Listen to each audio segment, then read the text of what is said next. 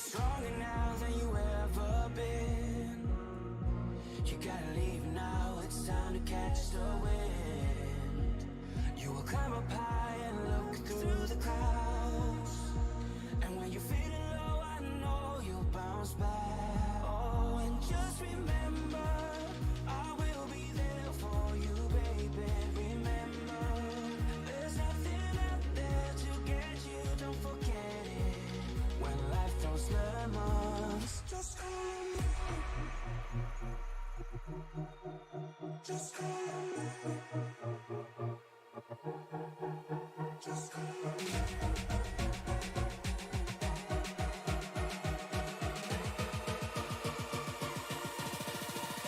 Just call on me.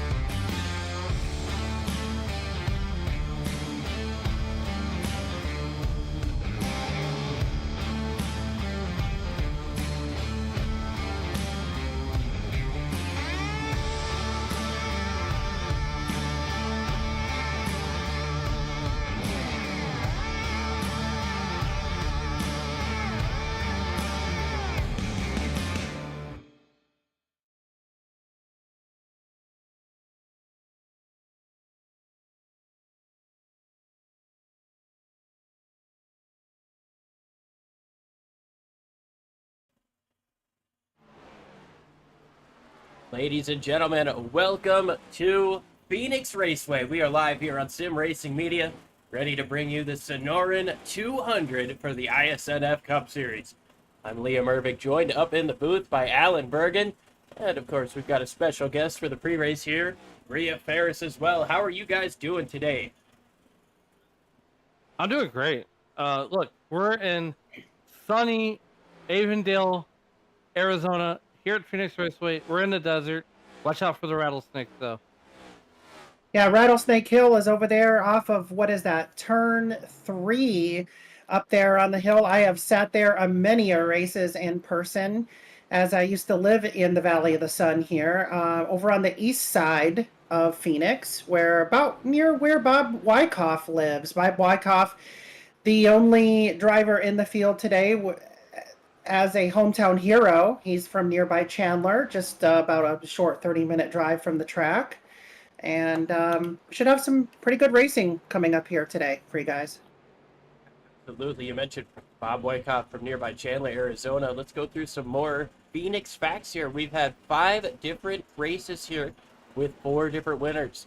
Tristan Bailey won this race last season, and of course, after last week, he's going to be looking for more, probably to try to get that win here again. Average cautions per race up to 15, which means this race could go down to attrition. You want to keep that car as clean as possible for as long as possible. 13 lead changes on average too leads this to be a very competitive race.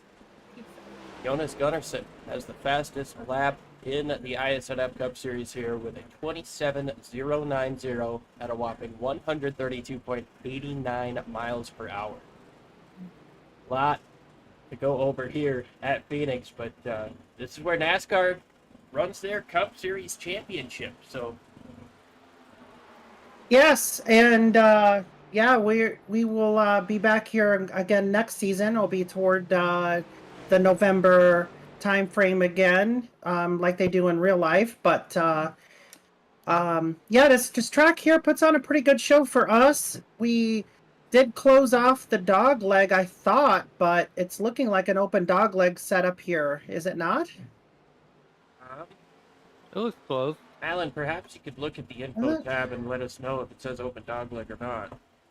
I don't see any cones down there preventing people from getting down there. Yeah. I thought I had it turned off. It is. Check information. Incidents. Yeah. So, but we did go from having 23 cautions with the open dog leg to having only 3 cautions with a closed dog leg last season. So that's why I had the dog leg turned off for this race. So I'm hoping that that is somewhat still the case. And drivers are also telling me that the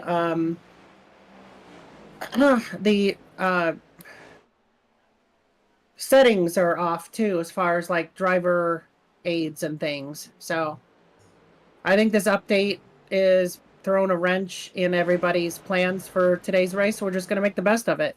The update doesn't come out until tomorrow, and today's Saturday. So our hands are tied here as league owners this week. And just like the session that was originally built for this weekend, it could not even be accessed because of an error. iRacing basically owes a bunch of league owners a lot of money for missed races this weekend.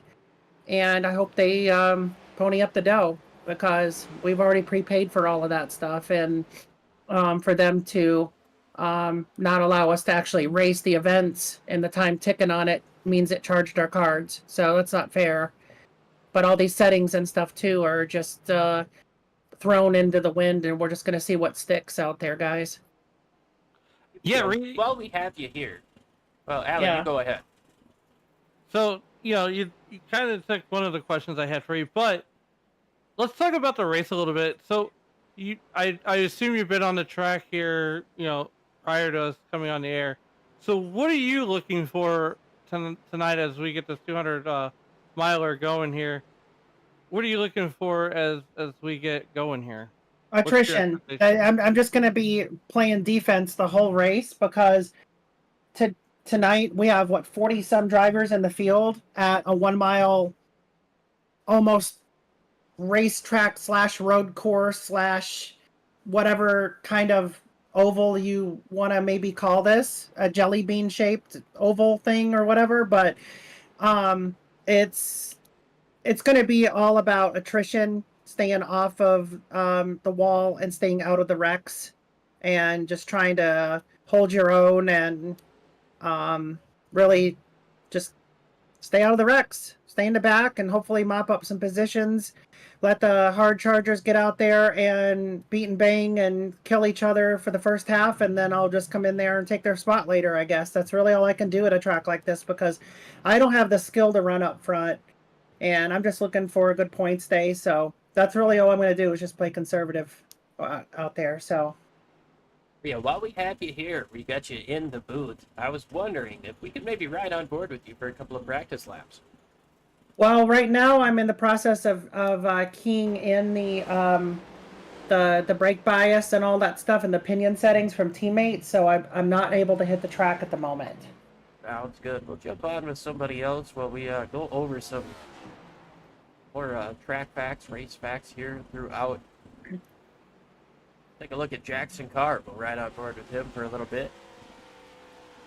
Sin City 200 was last week. This week is the Sonoran 200 at Phoenix Raceway. But last week, we saw incredible, dramatic racing from the high banks in Vegas. Tristan Bailey and Isaac Wilson battled hard all race until contact on a green-white checker took them out along with a host of other cars. Alex Regert was able to sneak through the mess and hold off a hard-charging Angel Hernandez for the win on the ensuing green-white checker. And I tell you what, Alan, you weren't there, but Angel got right up to that rack, right up to that back bumper getting into 3 and 4. Alex Regert just played his cards just right to keep him back there, play a little aero-tight game, and got home with the checkered flag. Yeah, so, I wasn't here in person, but I was definitely here in spirit. I was most definitely watching this event, on the YouTube as we had an emergency. But nonetheless, I've called it.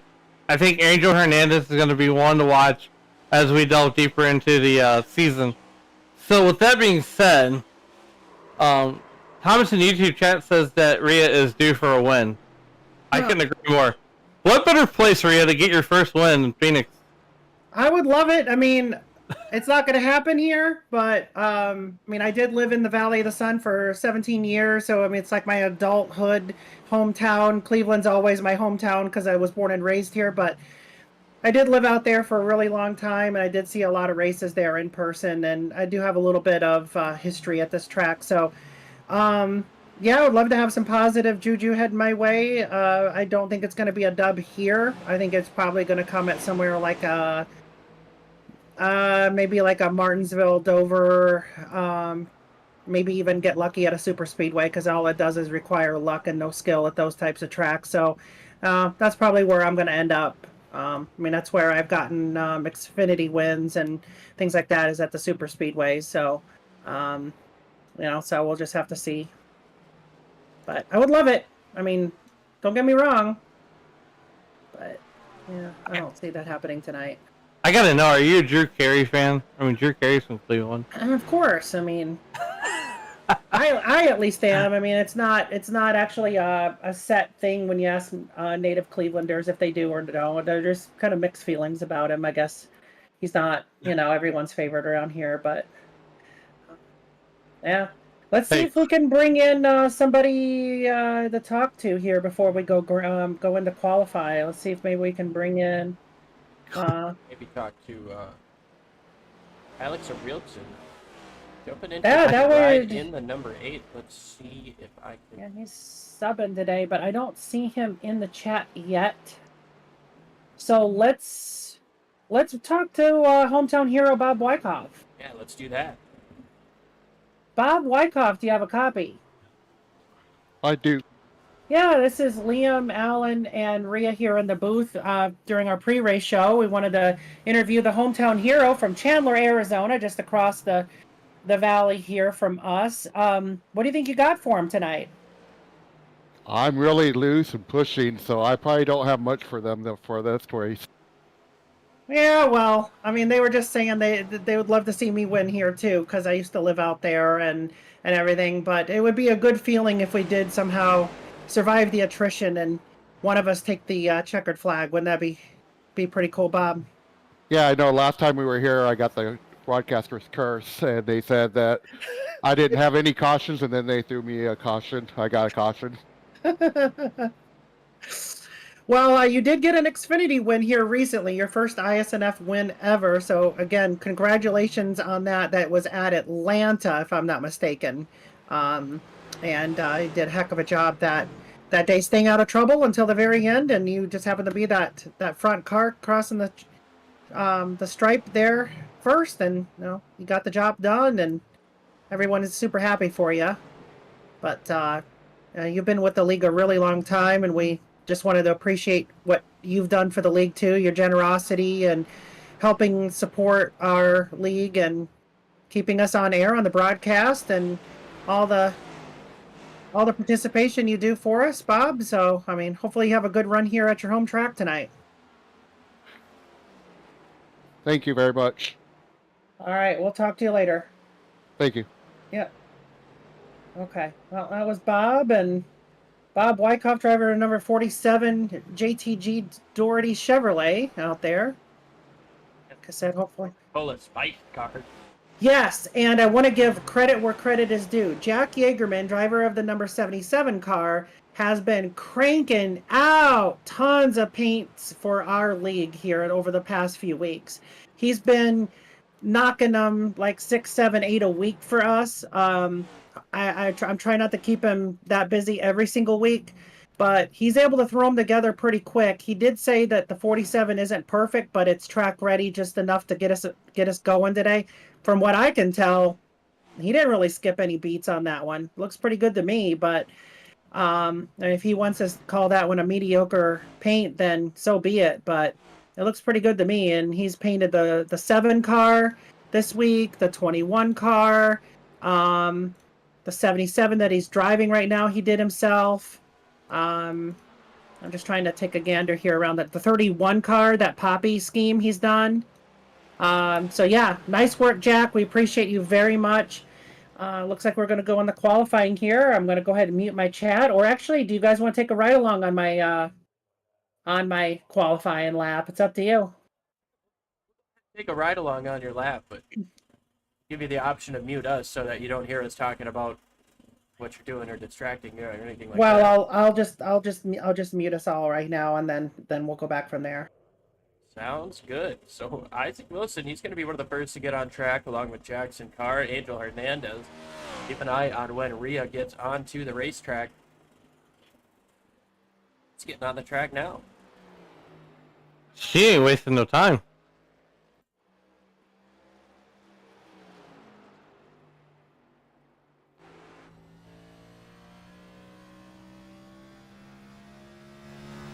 So here's the thing, Liam, is I would even go as far as to say this would be a home race for her too. Seems how they really don't have any tracks other than Mid Ohio out that way. Well, the closest you got is probably Kentucky Speedway. It's relatively close to Cincinnati. Cleveland's Fair. a little bit further away than that, but I think it's only about... Closest track is Michigan, but us Ohioans don't care for Michigan too much. Oh, blue. No. OH. IO.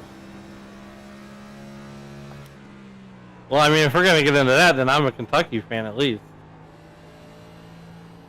Yeah, work in the middle line here in turns 1 and 2. Next to the wall, you have all the racetracks you need. Yeah, this right here is the slowest part of the track for me because that wall wants to come right on out, and I can't tell when to get full back on the throttle. And if I get onto it too early, it'll throw me into the wall. If I get onto it too late, then, obviously I'm too slow. So it's just a matter of trying to master that turn 4 complex right there. because it's a blind corner and you just can't see what's going on. See, then you're Seems like that Yeah. truck or that car really wants to slide up on corner entry under the braking. So yeah, I'm just not backing up my corners enough is really what it is, and so that's what you get. I mean, with a subpar driver such as myself, you know. So let me ask you this, Rhea. What's been the big difference that you felt going from last year's car to this year's car? As far as like the Gen 6 to the Gen 7, Well, from like the Ford Mustang to the Dark Horse. oh, to the Dark Horse. Yeah. Well, really just visual, because I couldn't used to I didn't used to see the fender on the left side through my windshield. I used to be able to just look straight out. I could see more like a sponsor, more like a hood scoop across the top, but now it's a little bit more flat and just really, it does actually take away a little bit of visibility, especially at like a super speedway, because I have that fender kind of jarred out a little bit and curved, and it kind of blocks my view there on my front left. But as far as performance and handling, it's pretty similar. And then in the draft, it's still pretty much the same too. So Now, look, I want to peel back the curtain just a little bit. You know, on Sundays, I typically race with this league in the Xfinity Series, and Rhea's the first one to give me trouble about driving a Toyota.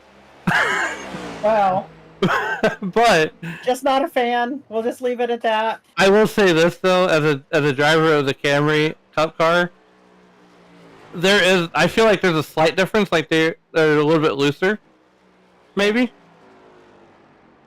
Yeah, it could be.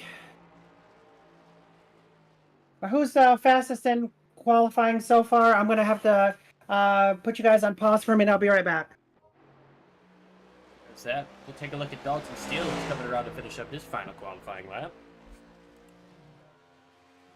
And you know, Liam, this was the car that Brian Chu was in last week when he got the win there at Las Vegas. Oh, Brian Chu didn't win last week. It was Alex Weggert in the 84. Oh, that's who it was. Sorry, my bad. I'm a race behind. See what happens when I take a weekend off? Jeez. Weggert did get the job done in that 84 machine last week, but this week it's Dalton Steele in the 84, and he's making his first ever iSNF career start here today. So fantastic job for him. Look at that. You can see a question mark next to his driver rating. He's out of Crooksville, Ohio. And while we have a quick moment here, right before gridding, we're going to go ahead and black out the screen, address a couple quick settings. I don't have a better excuse. Okay.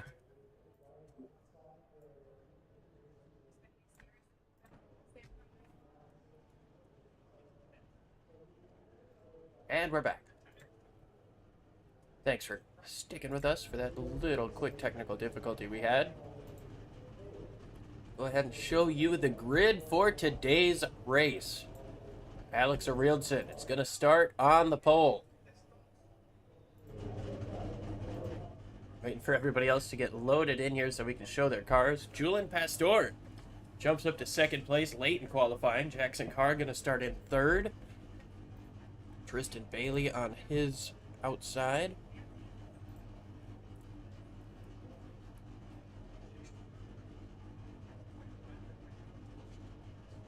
Sorry about that. Tristan Bailey on his outside. Then we've got Curtis Kelly, Adrian San Jose Arenas, Angel Hernandez, Dalton Steele, Charles Robertson, Christian Delgado, Charles Etienne Boucher, and Brian Chu. And we've got Jared McCauley, Andrew Miller, Jack Yeagerman, Justin Barkley, Isaac Wilson, Steven Sear, Rosa Laszlo, Michael Hagstrom, Chris Smith, Jeff Weimer, Jason Ricketts, Cowie Gomez. Justin Hopley, Robert Rowe, Michael Everhart, Matt Metler, Rhea Ferris, Mike Iskandar, Larry Fairman, Will Dawson, Robert Lynch, Tyler Bentley, Shane Posey, Jerry Parker. Then rounding out the field, we have Eduardo Carapato, Chris Van Maastricht, Brian Treadwell, Shane Griffin, Bob Wyckoff, our hometown hero, and Michael Gervey rounding out the field.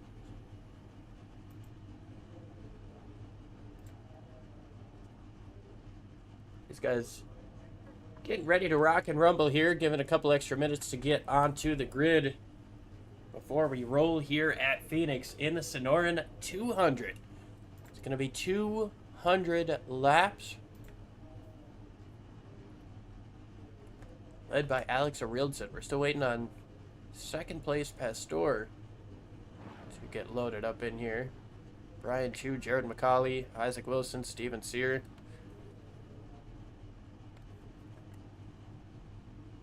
This most recent iRacing update has not been ideal for a lot of the computers of these competitors, or really throughout the course of any of these leagues. It's been a tough week for league racing, as week 13 always is. iRacing rolling out a bunch of updates, and they set it up so that week 13 they could just get everything done in one run and kind of go from there, right, Alan? Yeah, and I will say this, it wreaked a little bit of havoc on mine also, but we're here, back stronger than ever. So I want to go over a couple things too, Liam. So we got 60% fuel, 5 tires in the pits. The weather right now is clear, 71 degree ambient temperature, track temperature 98 degrees, and a northeast wind at 5 miles an hour with 37% relative humidity. Ooh, it's a dry one in the desert today. As these cars are rolling off, Jared McCauley unable to make the start here. See if he is able to get a start from the pits. Arildson and Carr ready to lead him down. Julian Martinez Pastor up on the top side of row number 1. This is where things are about to get good, man. We got 200 laps, 41 drivers ready to roll. Pace car's already off. Meanwhile, Michael Gervey is still in the pit lane. This track being 1 mile, and the way that the pit lane is set up, can definitely lead these guys towards the back to be rushing to get up to the field. Bob Wyckoff trying to get up there. Michael Gervey trying to get up there. Pace car's already made that hard left turn. We're into the Geico restart zone, waiting on the green flag. There it is! Alex Arildson leads him down. Alex Arildson there, jumping out to the lead there over Jackson Carr and Julian Martinez Pastor as they go down to turn 1. You got to remember too, Liam, this track is reconfigured backwards, so what used to be turn 3 and 4 is now turns 1 and 2. Trouble in the first couple of corners. We've got cars turned around the 48. Jason Ricketts, Charles Robertson is in it as well. You can see the 7 machine slow on the inside. That's Will Dawson. And the 54 struggling with something there. Might be a broken toe link. Can't really keep that car straight. So the caution comes out on lap number 1. Yeah, Liam, this track is that very... 54 he tried to put the power down and he just couldn't. Yeah, this track's very, very slick on cold tires, so it's going to take a few minutes for these tires to get heat in them. Oh, that 54 just got sideways on his own. Looked like he might have hit the brakes trying to... Oh, man.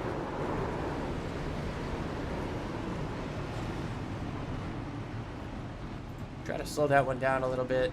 Take a different look. It looks like Charles got hard on the brakes to try to avoid hitting the 14. That got him sideways. I don't think the 3 behind him... No, the 3 doesn't hit him. Charles just gets up into the corner. He gets sideways. He's doing a real good job of saving it.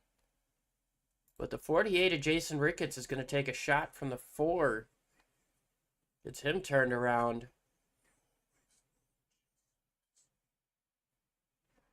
71 with a hefty amount of damage there too.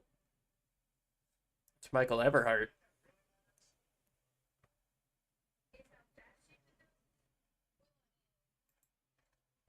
So caution out early here in Phoenix. Alex Arildson is your race leader. Pastor in second. Alex Arilton, he's been hot all season. He's got a driver rating of 89. And Alan, I don't know if how familiar you are with this driver rating system that they've got, but it's done through Sim Racer Hub, and it goes through a metric similar to the way that NASCAR used to do their qualifying order when they were doing one-day shows. So, you know, it's based off of maybe your fastest lap from last week, your finishing order from the last couple races, stuff like that. But it's kind of an average. It goes from 0 to 100. So a driver like Alex Arilton right now at an 89, he's having a strong season. He's been running up front. He's been finishing up front. Then if we were to look at a driver, we'll just jump to the back. Larry Fairman's doing pretty good too with a 68. Bob Wyckoff, he's got a 57, which is just above average. Jerry Parker with a 60.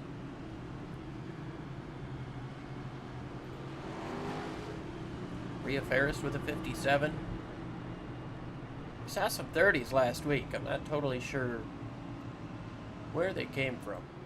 Jared McCauley's out on the racetrack. He's a couple laps down.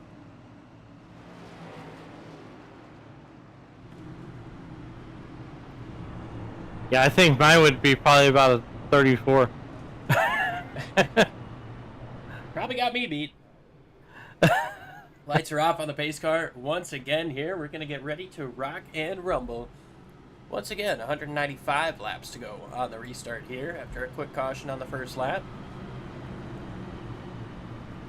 Reelson, Pastor, Carr, Kelly, and Hernandez in the top 5.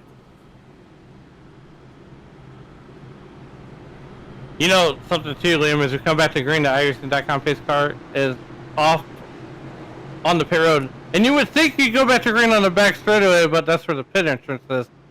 But I am telling you right now, I am becoming a huge Angel Hernandez fan the more we dive into the week here in this season.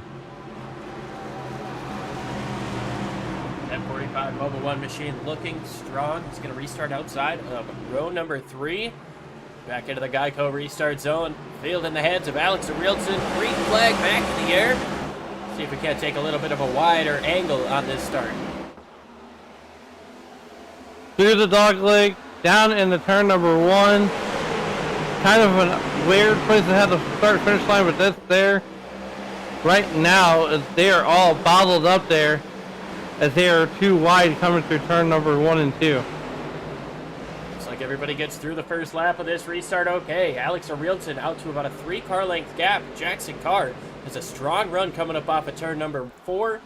We're going to get confused on that all day. I tell you what, he can switch his track up years ago. We've got a car going sideways down the back. That's the 5. Steven Sear way down on the apron. Gonna slide back up. Don't hit that apron, bud. That's going to be a tough transition. Gets it done. Okay, gets back out of the racetrack. Everybody stays clean. The Auburn, Maine native.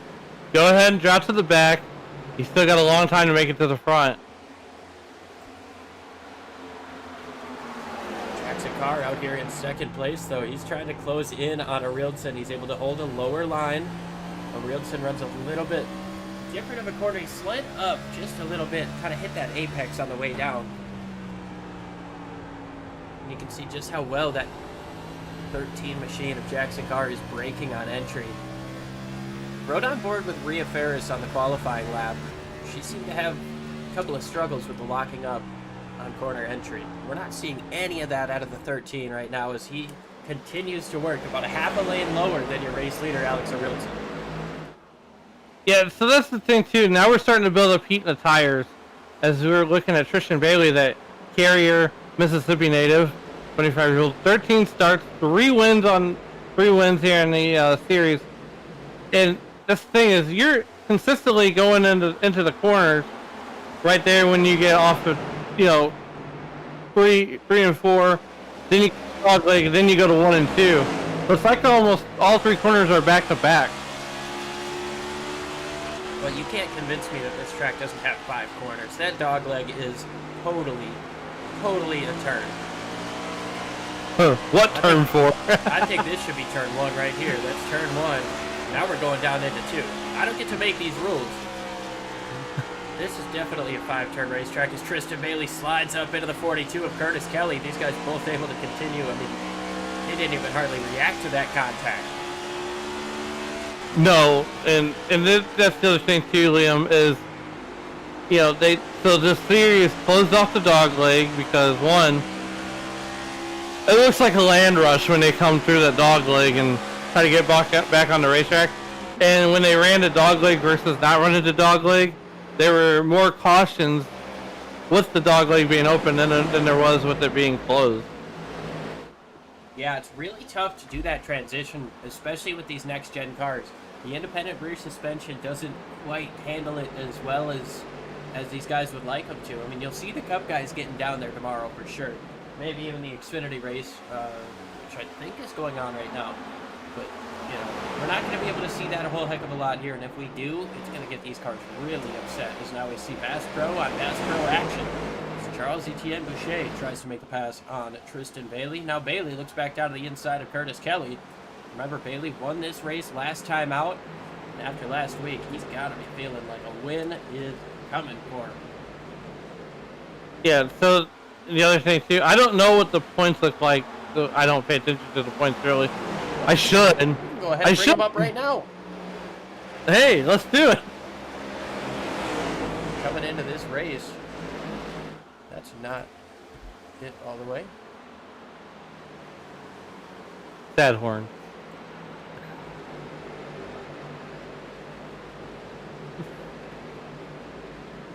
That might not have loaded correct.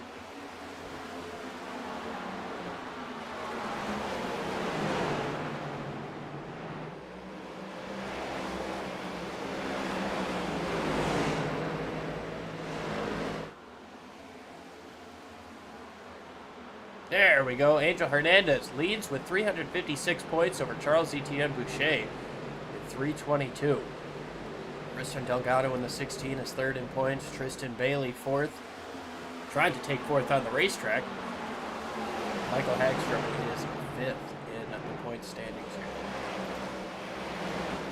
So one thing I want to point out to you, Liam, Charles Etienne Boucher had a good run-in at the Roval going. Got in trouble late. Fell back, but he's been Mr. Consistency ever since that bad run at the Charlotte Roval. Now you see him going down to the inside of the 78. That's a lap car. There's contact coming through the dog leg there. 78, that's Brian Treadwell. He's staying out of the way. Charles Etienne Boucher was able to get up into third place. He passed Tristan Bailey. He passed the 42 of Curtis Kelly as well. Look at that lockup there out of the 78. That car is struggling under braking right now, and Tristan Bailey's under fire from Angel Hernandez. Brian Treadwell is right there running 22nd position. And like you said, Liam, he's on the struggle bus. I don't know whether it's an ill-handling race car or if he caught the wall somewhere. But right now, all I know is he's struggling. It makes for a long day, especially with 200 laps and 200 miles. I think he might have gotten some damage in that first incident, potentially. Yeah, he's sitting in 39th place. He's already 2 laps down. Not the day that Brian Treadwell wanted to start with. Now here comes Jackson Carr working the inside as Alex Arilson has really moved his line up through turns 1 and 2. Jackson Carr not able to get the run coming up off the corner, but it seems like the way he's running that middle, he's able to gain a lot of time there. Yeah, the other thing too I want to bring up today also, Liam, is the stage breaks today are lap 60 and 120. And they get one faster pair since it's a short track. So I don't know if Tidwell's trying to ride it out until he can get back into the pits underneath the stage, or maybe trying to catch a caution.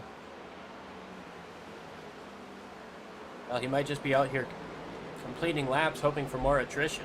We've already seen it early on in this race with a lap 1 pileup involving 3 or 4 cars in turns 1 and 2. We've been clean and green ever since. Alex Arilson leads over Jackson Carr, Julian Martinez Pastor, Charles Etienne Boucher, and Curtis Kelly. The top 5 being represented by Sweden, the United States of America, Spain, and Canada. A lot of diversity in this field, Liam. But the other thing that you can do is like, share, subscribe, and hit the bell notifications. That way you can watch iSNF all the time. You'll be notified, and you can hang out with the booth here at SINF here with myself and Liam, and you can watch racing 7 days a week, almost 6. We're up to 6 though. Yeah, I think we're up to 6 right now as Justin Barkley makes a pass on Dalton Steele. The 84 was the race-winning car last week. Different driver this week. It's Dalton coming out here trying to keep that momentum rolling. Started in 8th. He's down to 14th, so not the way that he's wanted this race to start out for him. He's got a long ways to go with over 175 laps remaining. 2 stage breaks coming our way, as Alan mentioned, at laps 60 and 120. Stages will be 60, 60, 80.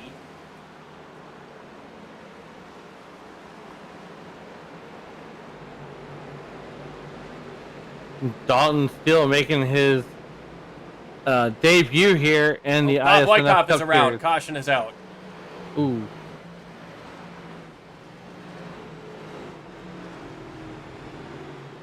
Caution out for the second time here today. Bob just waiting for a break in traffic so he can cut back down the racetrack. Gonna be a tough break for him though. He's already gonna go a lap down if you see him.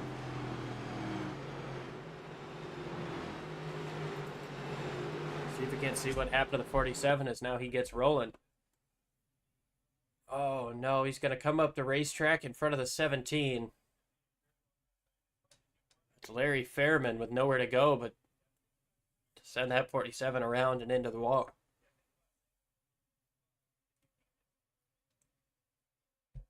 That's a tough break for the Chandler, Arizona native.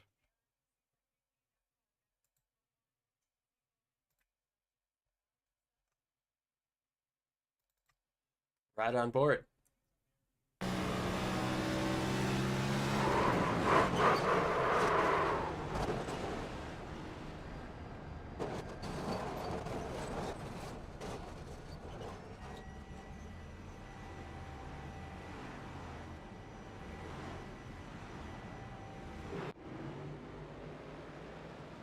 Caution out for the second time here today at Phoenix.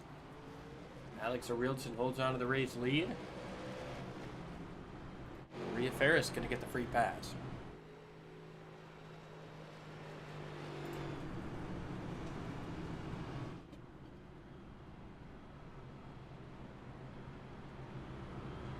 Yeah, the YouTube chat says that Maria Ferris is due for a win, and Thomas says that Bob, you can't park there. Looks like Casey Tomlinson has joined our chat, rooting for his Spire teammates, but not for his own car. Got called out by Thomas S. He says he forgot. Well, that's all right. It's easy to root for your teammates and maybe forget that your car is out there. That's all right. Appreciate everybody who's joined us here live on Sim Racing Media, joining us in the chat. Go ahead and drop who your favorite drivers are. We'll make sure they get some screen time, such as the 71 and the 77. Michael Everhart right now coming out of the pits. Was involved in that first caution. Not the way he's wanted his race to start, but he's got a long way to go. Jack Yeagerman talked about him a lot in the pre-race, about how he makes so many of these paint schemes for this league, making up to 6 or 7 a week. It's an incredible job he does, and Maria said she tries not to keep him so busy. Yeah, Liam, I'll be down in his neck of the woods next weekend there in Nashville, Tennessee. So Nashville's a beautiful city, and I can't wait to get down there. I did drive past it once, and I wish I could have stopped, but I did not have the time. Beautiful looking city, though. Definitely got to get there to try some Nashville chicken. Well, I tell you what, though, Alex Wilson would love to try some Nashville chicken, but he's got to get. They're going to get doubled up here behind the iRacing.com pace car here at number 8. Normally driven by Franz Bertschneider there. It's normally in the 8 car.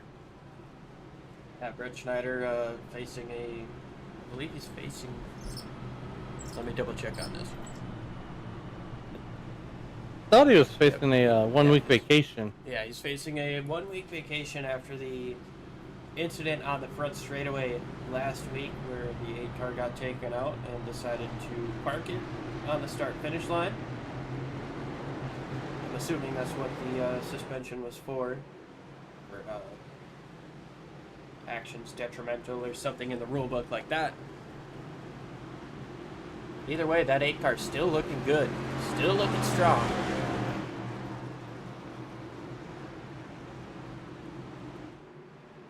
Come to the restart here. 28 laps will be complete this time around. Alex Arielson leads him down. He's led every lap so far. Well, meanwhile, look out. Here comes Charles Etienne Boucher looking to the inside of Julian Martinez Pastor, trying to get that second position there on lap number 29. Andrew Miller in the 43 way up next to the outside wall. I don't know if that's going to work in these cars. Maybe a little bit more in the Gen 6, but not so much in the Gen 7. These cars don't have that flat right side like you used to have. It's a little bit different when you get up right next to the wall, especially at a track this small.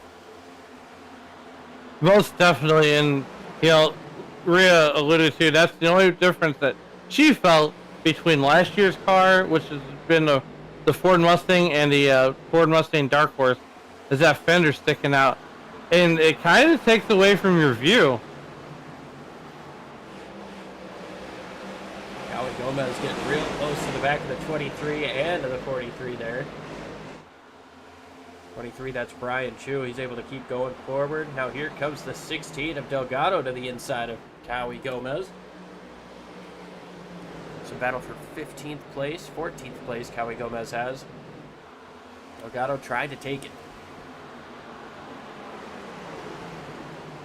So, you know, Liam, as a driver here, I would fall to the back and kind of let the cars fall where they were, especially if this wasn't my strongest track. The wall gets a 99. Pirapato, he's going to continue on, but looks like he got a little loose out of the dog leg. Sorry, Alan. We've got another... Maybe not. Robert Rowe has had some contact.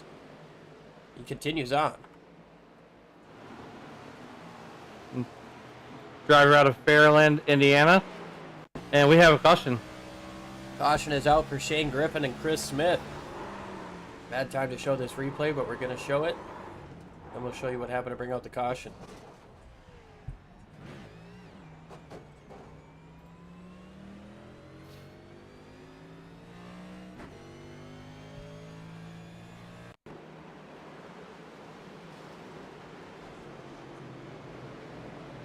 Oh. Oh no, and the 21 and the 1 also get involved. It's Iskandar and Chris Smith. I think, Liam, if we could rewind that back or see it one more time, I think the 11 car was already loose. Yeah, it looked like he bounced off the 77 car and then got into the 1 car there. Might have to back it up a little bit more to see what... That's the wrong guy. So he's already backwards at that point. Oh, okay. So he's going to get the wall a little bit coming up off the corner. The 77's going to dive it in, make contact, send him into the outside wall. And then the 91 coming down the racetrack hooks the 11. Comes back down in front of Smith and Iskandar. Yeah, I don't think Jack Ackerman thought he was going to check up as much as he did. Yeah, I would definitely agree with that. I'm gonna go ahead and take one more look at this riding on board with Mike Iskandar.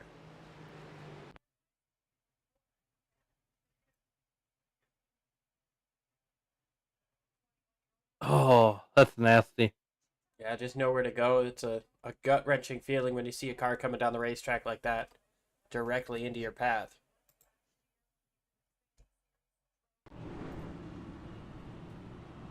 Back to live pictures, though, and Alex Arielson still leads 35 laps being complete this time. I know Franz Bertschneider is cheering that car on for sure.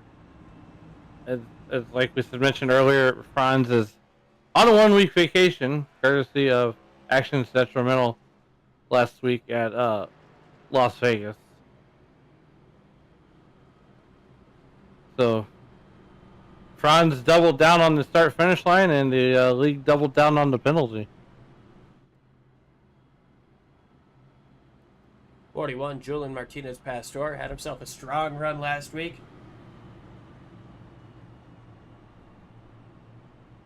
Did a great job at Las Vegas. He was running up front for a long time. He's hoping to keep some of that up front momentum going today. Charles Etienne Boucher, he's second place in points. Trying to get and stay in front of Angel Hernandez, who sits in 6th place. So we can gain a couple more of those points here and there. It's a long season. We run until, I believe, the end of June. So there is time to gain those points back, but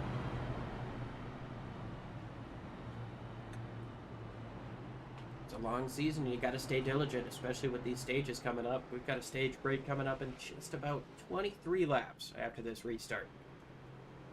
Yeah, 23 laps till the stage comes, and that's why we really haven't seen too many people come down pit road.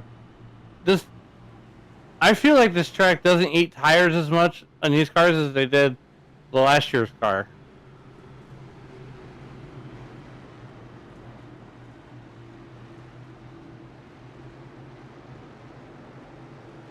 Pace cars made that hard left turn once again.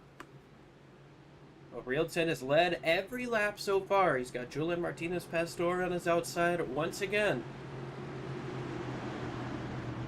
Charles Etienne Boucher in 3rd.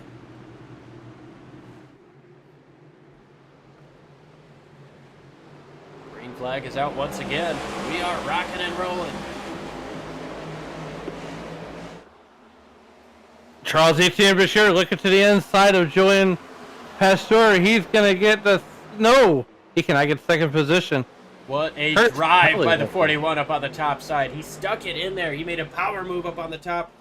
Now he's going to get that momentum and be able to clear the 3 coming up off. But here's Tristan Bailey on the inside of 3 wide. And here's the thing about Pastor, Liam, is I've seen that man make the outside work when a lot of people couldn't. Bailey's able to make that move happen. Isaac Wilson down to the inside of Hernandez. He makes contact. Whoa. Hernandez gets loose, slides up the racetrack. Now he's on the top of 3 wide with Jackson Carr and Dalton Steele. He's going to get in behind the 13 of Carr.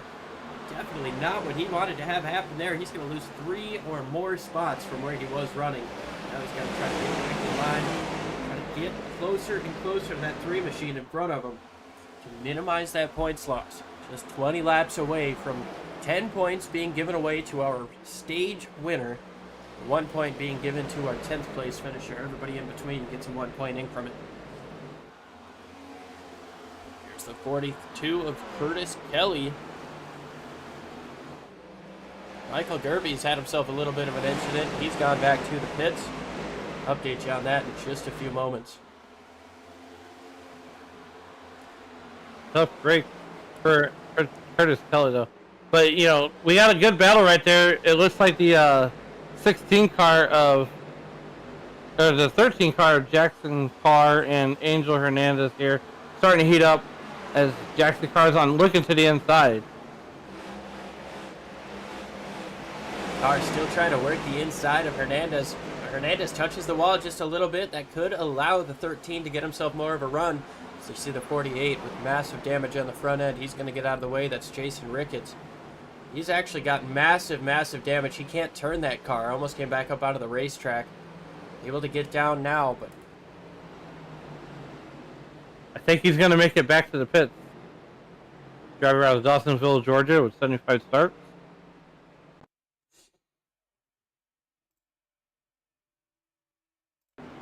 show you what happened to Michael Gervey here. Oh man, him and Bob Wyckoff make heavy contact. I gotta say, I'm kind of shocked that didn't bring out a caution.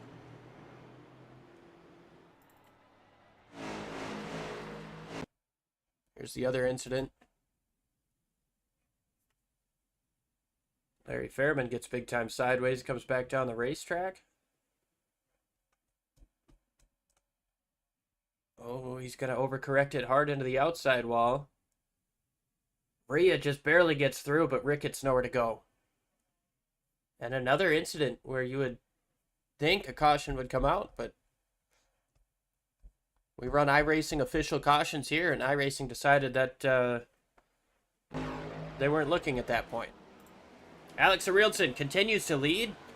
Pastor in second, Boucher in third. Tristan Bailey's made his way up to fourth.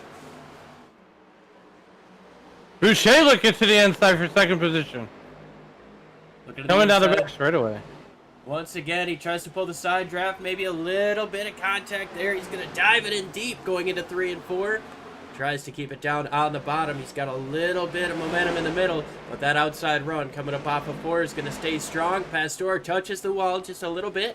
Not enough to give the 3. But nose up in front. He's going to dive it in. But Pastor stays strong up on that top side once again.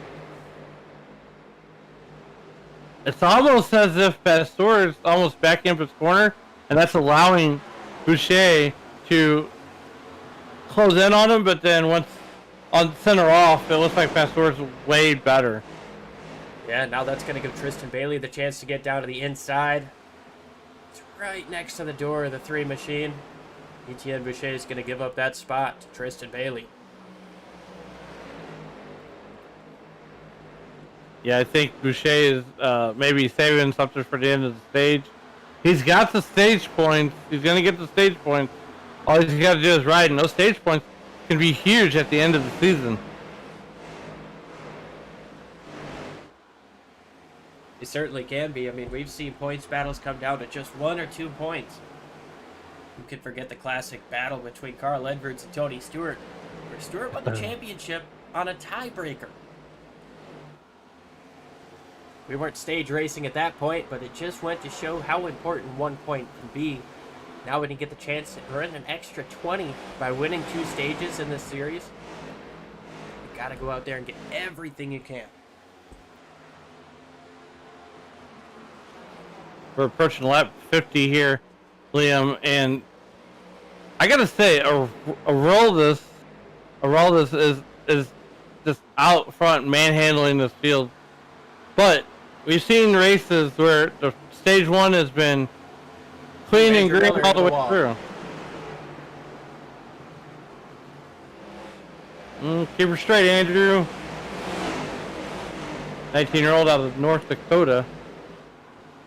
Stop at 3 wide and around goes the 16 of Delgado. Oh, hang on to her. He's going to come back up out of the racetrack. Does this bring out a caution? He's stopped on the racetrack. We're still green at this point. Oh, man! Oh, caution is out. Justin Hopley hits him head on.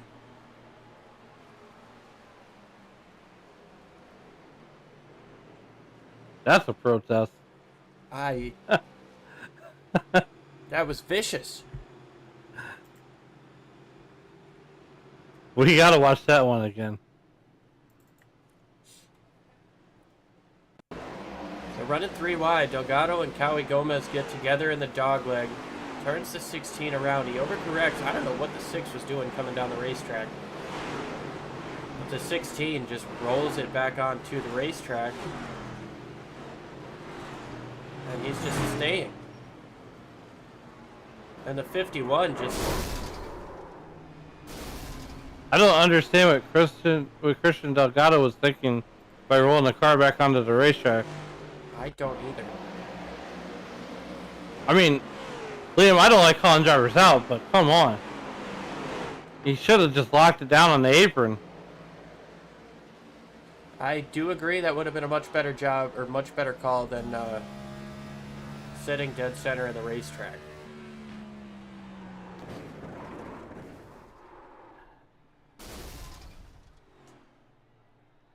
Well, if you're John Hopefully, you got a couple 5-letter adjectives for Christian Delgado, and they're not pleasant.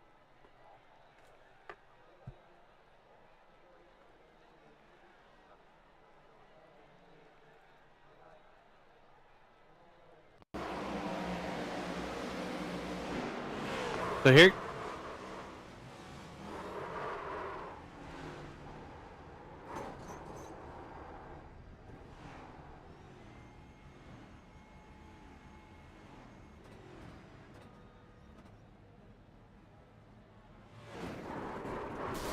It's just so long after the crash that impact happens. That's yeah, just a really, really tough spot to be in all around.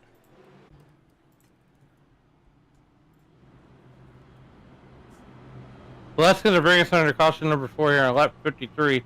So far we had 4 caution for cause as Alex Arildson continues to lead this one from the drop of the green flag here in that number 8 car, subbing this week for Franz Bergschneider.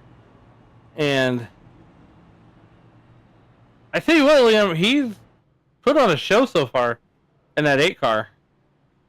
He absolutely has. He's been phenomenal on these restarts. He's been almost impossible to pass. And if you're a RCR team owner, that's exactly what you want to see, especially out of a sub driver.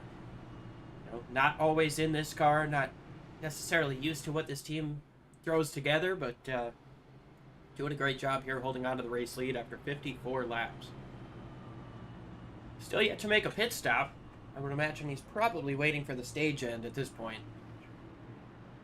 Yeah, I mean, we only got 6 laps to the end of the stage, so why not?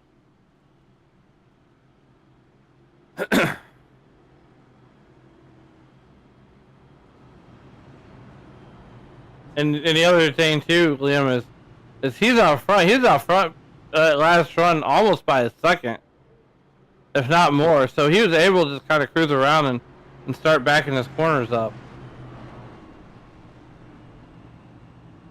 Oh yeah, definitely. He's been doing a great job and continuing to pad that lead, especially after so many cautions, so many heat cycles on these tires.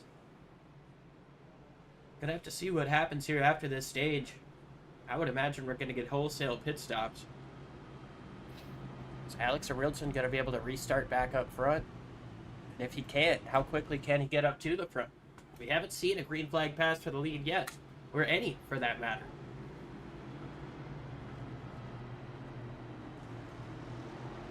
Well, it looks like we're going to have a 5-lap battle to the end of the stage here, as we are 55 laps in, quickly approaching lap 60.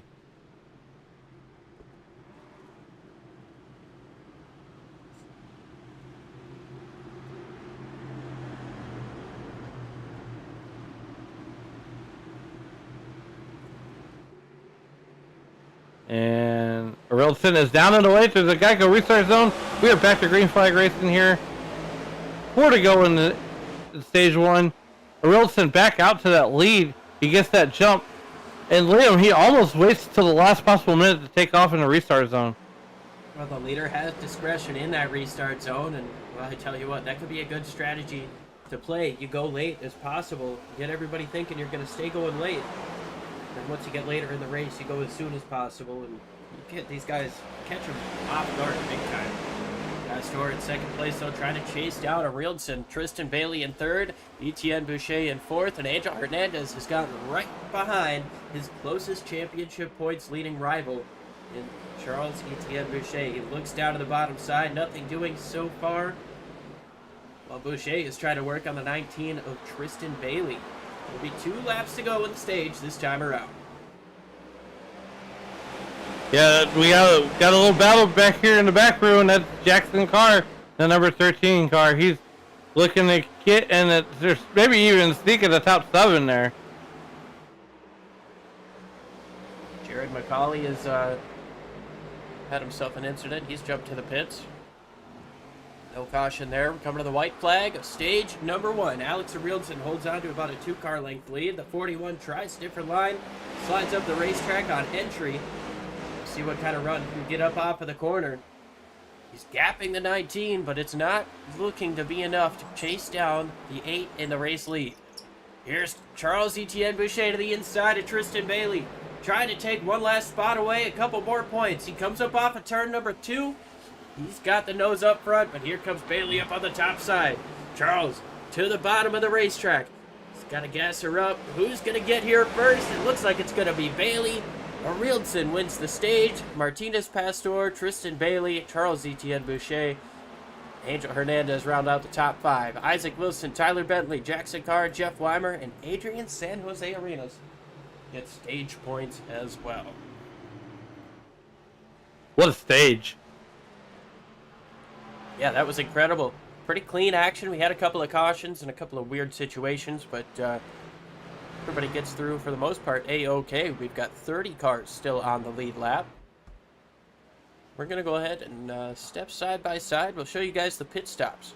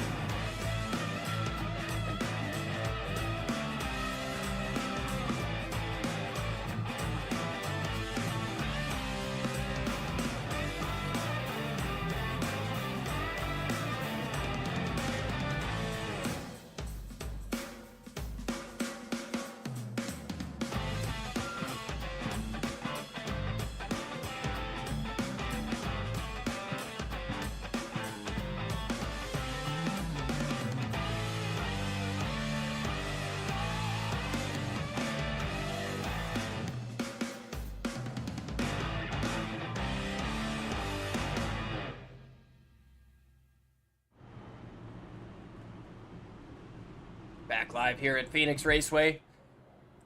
Appreciate everybody who's jumped up into the chat. We've got a lot of you guys hanging out. Very active chat here. Jake Tanka, Backyard Bird.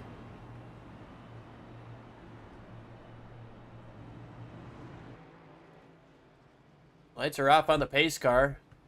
Got a new face out front, Curtis Kelly. Gonna lead him down over Michael Hagstrom, Chris Smith.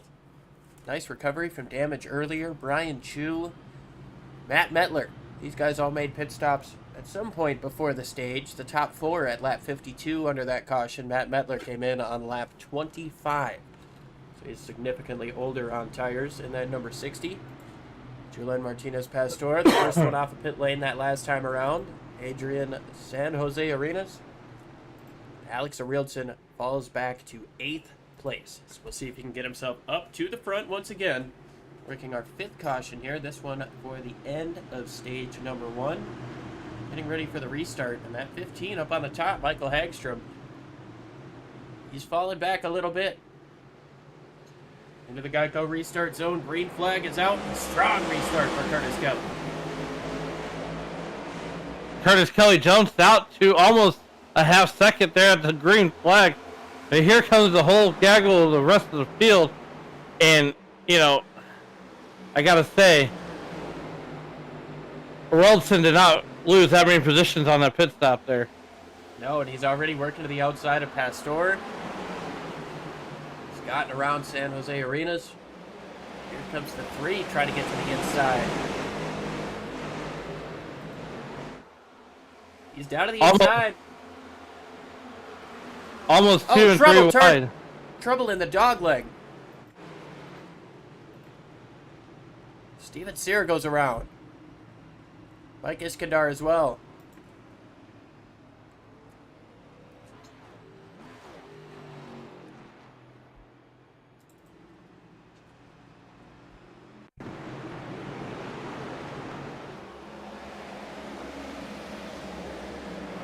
The 6 just kind of came down and hooked Iskandar, hit the 5 of Sear as well.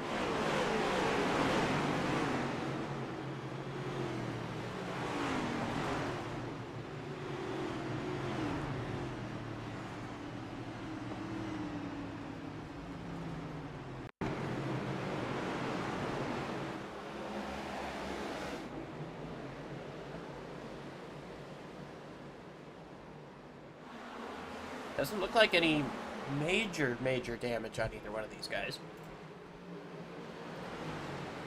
No, Liam, and you really don't want to make the highlight reel for all the wrong reasons. Well, you don't. Rosa Laszlo is kind of in the middle of another one there.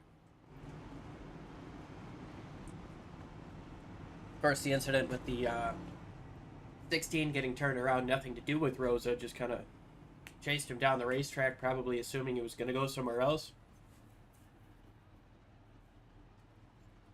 We're under caution once again. Curtis Kelly is your race leader.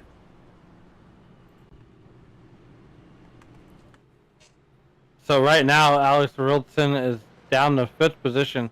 So he never got the top 5. Thomas Stanley is saying the Air Force paint looks amazing. Where is that Air Force paint at anyway? Ryan Chu, car number Oh, 23. that's a sweet looking race car, Liam. I would definitely say so. Gosh, I love that race. I love the way. You know, the Air Force cars are always painted up awesome.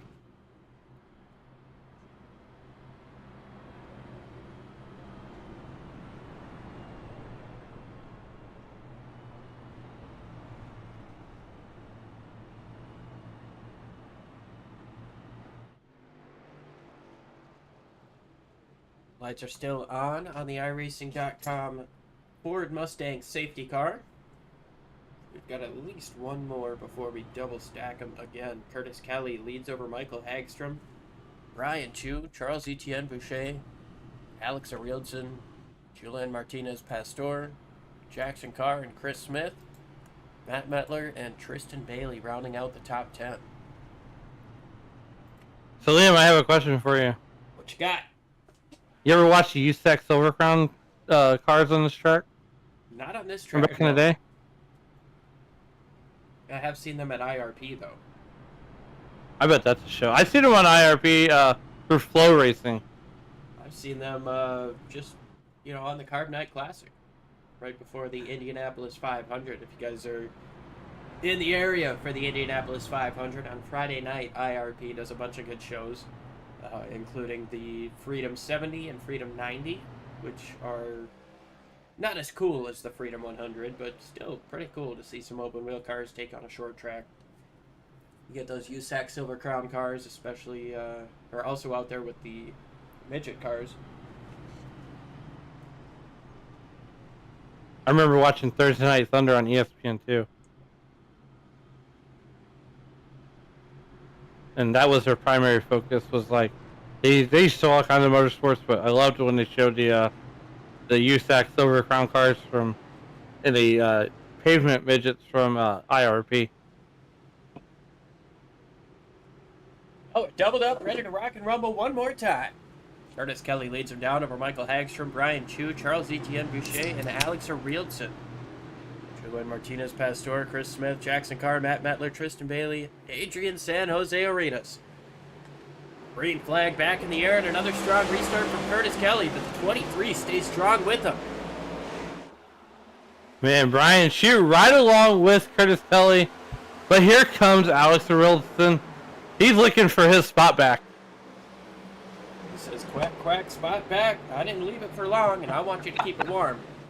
He's looking down to the inside of the 23. Didn't quite have enough of a run coming up off a 2. Moves a little bit high. Now he's going to try to take a later apex. Up into the wall. We've got problems in the back. Howie Gomez. We're going to stay green, though. Away. That front bumper is gone. The headlight, well, the whole front clip is pretty much gone, too. Oh. Bob Wyckoff involved as well. We stay green. Curtis Kelly holds out of the race lead. Alex Arilton has made it into second. Yeah, he wasn't going to be gone for long.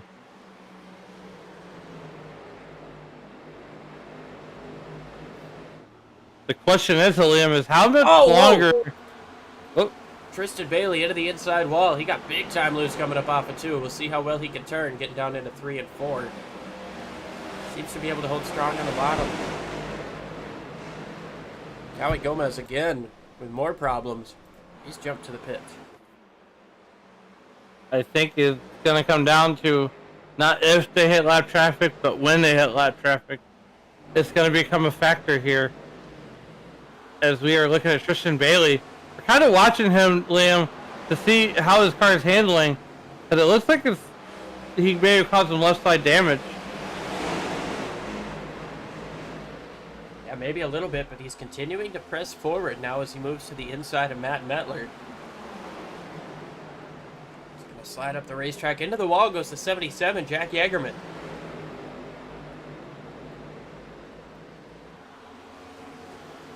Yeagerman now moves down to the inside, trying to make a move on Shane Posey. Posey gets stuck behind Matt Mettler. Now they're 3 wide coming up off of turn number 4. We've seen this be sketchy. A little bit of contact there with the 77 and 91. Yeagerman's going to follow through. Get around Mettler. He's going to slide up. Mettler stays strong up on the top side, though. Keeps his nose up there, and now he's got the outside momentum. I don't like hard wide. into the wall goes Mettler. Mettler, the wall does not move, my friend. Trying just a little bit too hard to defend there. Used up too much throttle on exit. Got into the wall. Then now Angel Hernandez is going to get around him as well. You know, something I've noticed, Liam, is everybody's trying to knock down that turn two wall there. CC Carapato, he's trying to get up. Well, not trying, but he got up into the wall there. He's going to lose a few spots. It's tough because it seems like that outside lane is...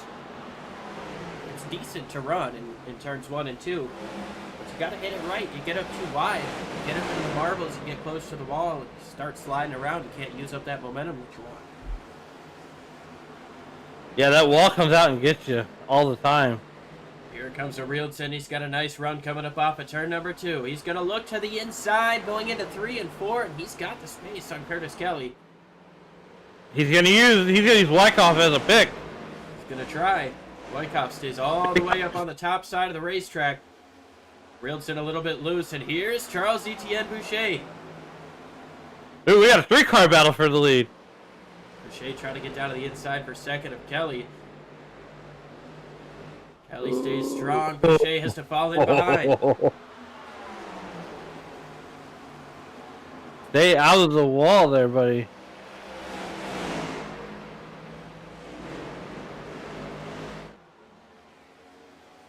Appreciate Thomas and Jake joining us in the chat here. Jerry as well. Never fear, Sire is here. Yeah, after that spin to bring out the last caution, getting involved with the Mike Iskandar incident, he's recovered all right. He's up to 23rd place, just at the tail end of this pack, right behind Andrew Miller in the 43.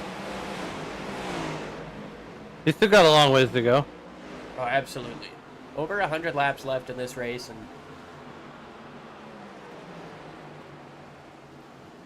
yeah, that leaves you a lot of time. 120 miles. You know you've got at least one more stage break coming your way. Driver out of Auburn, Maine. Charles Etienne Boucher, he's able to get up into second place out of St. George, Quebec. The Canadian is running strong here in that number 3 machine. He just gets up into the wall right there. He just kissed it, Liam. Barely just kissed it. There's Isaac Wilson moving down to the inside of Tristan Bailey. Oh, and we've got a crash. Oh. Carapato was around with Steven Sear. Heavy, heavy smoke out of the 5 machine. I think his day is going to be done. Well, if he hasn't used his fast repair, he's going to have to use it now.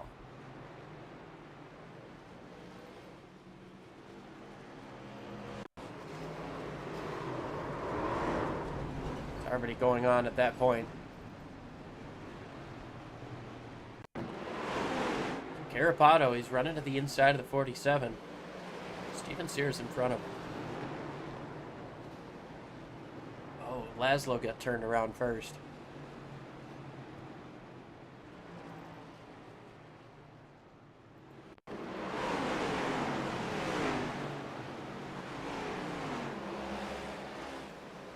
Contact from Miller. Sear gets in there. He's turned around, makes heavy contact with the barrels. Carapato also got up in that.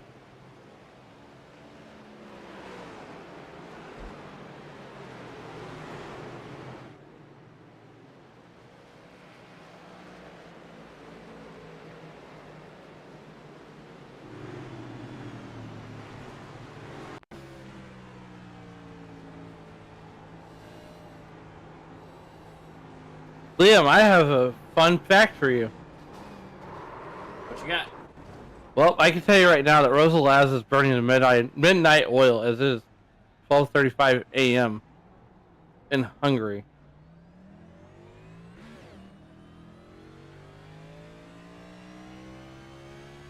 It's definitely late in Hungary. Let's see.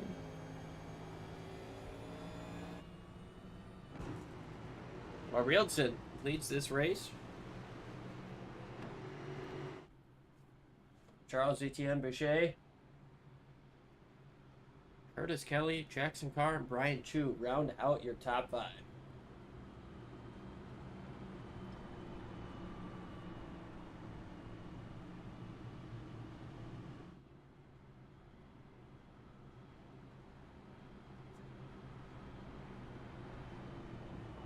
Andrew Miller, Jerry Parker, Matt Metler, Rhea Ferris, Mike Iskandar, and Brian Treadwell have all elected to pit under this yellow flag.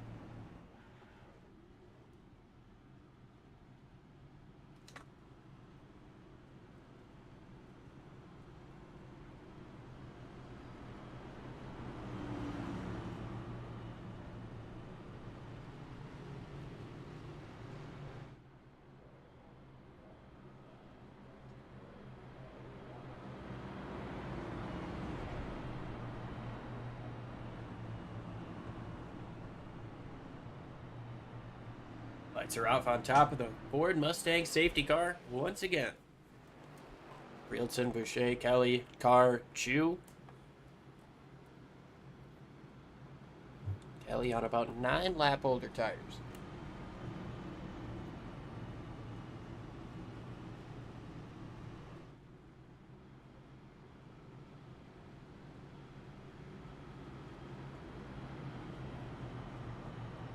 His car makes that hard left turn once again.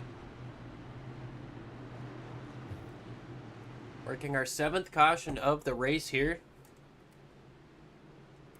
Just about 33 laps to go in stage number 2.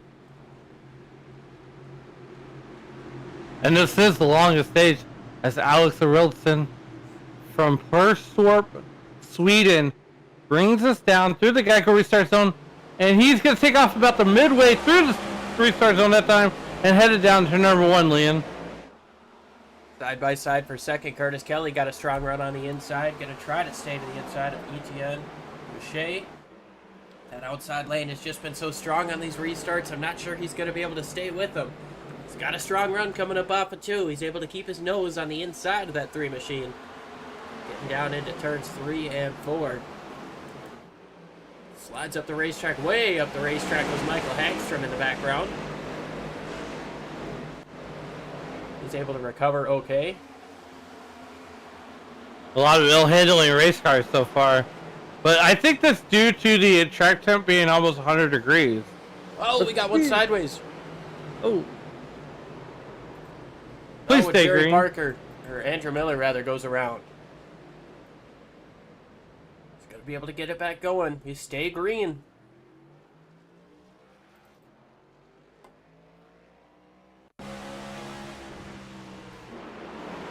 Yeah, we still stay green.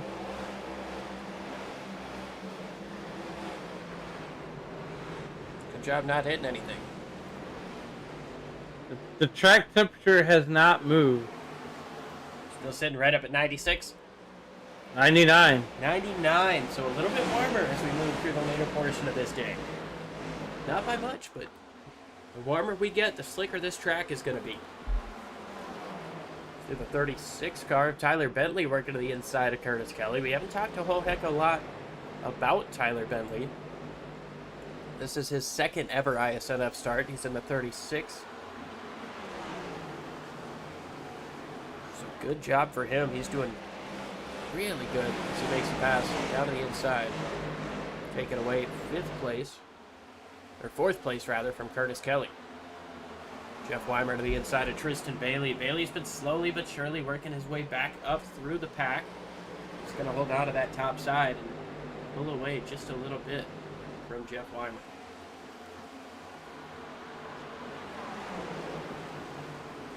You know the cool thing about the new Tempest sweater system, William?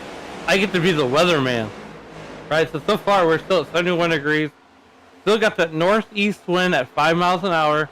0% chance of rain here. And it's 3:45 in the sim. That 3:30 hour is about where things get the hottest here in the desert.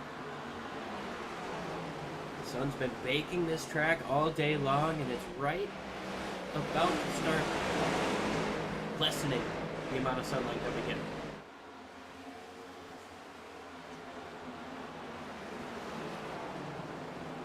And don't forget, Liam, tonight starts daylight saving time. Lucky for me, my phone does that for me.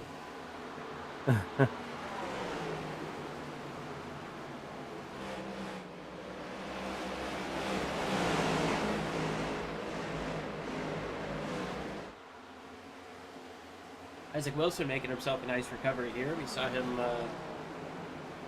caught up in some earlier incidents. He's inside the top 10, running 8th place. Shane Posey just behind him. He's going to be our biggest mover of the day in that 91 machine. He is, he's actually the one I was talking about. Was getting, oh, whoa, big sideways moment there for Alex, or for Isaac Wilson as the caution is out once again. Chris Van Mastrik is around down the back straightaway. Heads up driving by the field to go around Mastrix there as he gets that car turned back around there. Drive out of Muskegon, Michigan. Sideways coming up off of 2. Comes up into Carapato. And the 84 as well. Nowhere to go.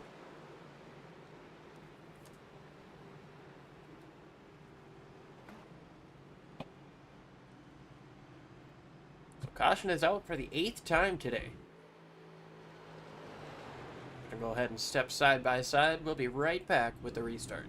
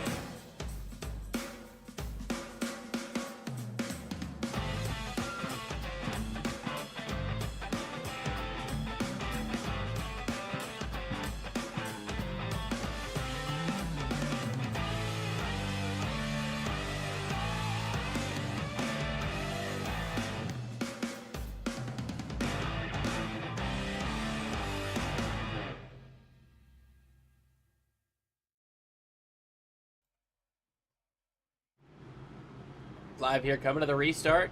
8 and 3 RCR teammates on the first row. Jackson Carr, Tyler Bentley, Jeff Weimer, Tristan Bailey, Isaac Wilson, Shane Posey, Julian Martinez, Pastor, and Angel Hernandez round out the top 10. Ready to go, approaching the halfway point of this race. Going to be 21 laps to go here in stage number 2 when we take the green. Alan? Wilson through the Geico restart zone. He is down and away, and we are back to green flag racing. He didn't get the start that he wanted that time by Liam. No, he definitely did not. He's only got, well, I say only 3 car lengths. But they're side by side for second place as Etienne Boucher and Jackson Carr leaning on each other. Carr, and also leaning on each other is Tristan Bailey and Tyler Bentley coming up off of turn number 2. Carr, Boucher, side by side, coming back to the dog leg and to the start-finish line. And Wilson wants to see these guys side by side, so that way he can get a bigger lead. Yeah, it slows you down to run side by side like that.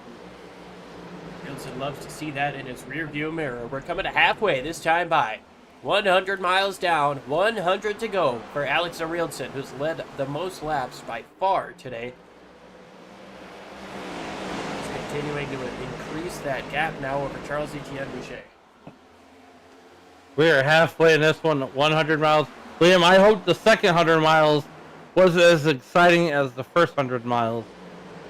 Oh man, given how these guys race, there's absolutely every bit of possibility that happens. These guys are incredible.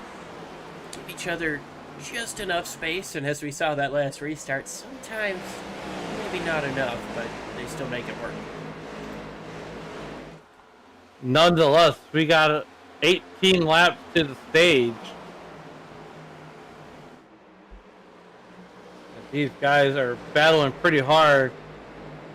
And it looks like we got a battle there about mid-pack as we saw a car have a check your pants moment there. Looks like the 41 car had a moment.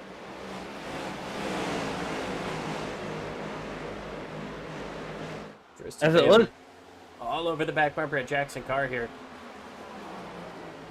it looks like Boucher is not letting Arilton get away that quickly this time. He's really trying not to. Right This is my favorite. This right here, Liam, I love the bumper cam, especially on the short track.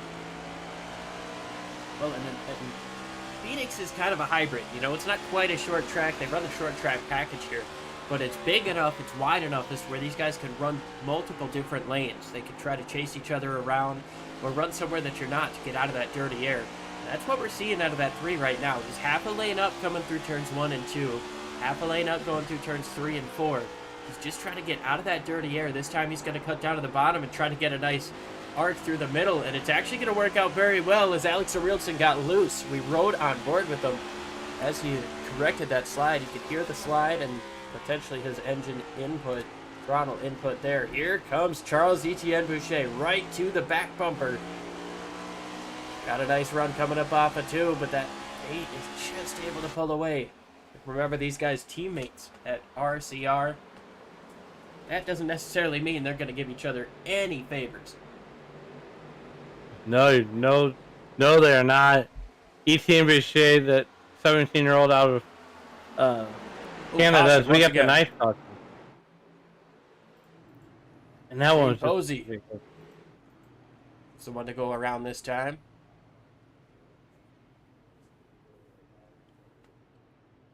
Fitzgerald, Georgia native. 9 starts with the series.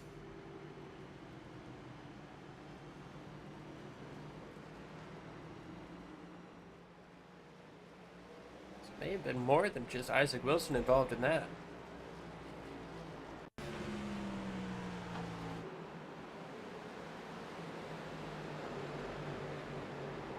Oh my goodness. Multiple cars involved.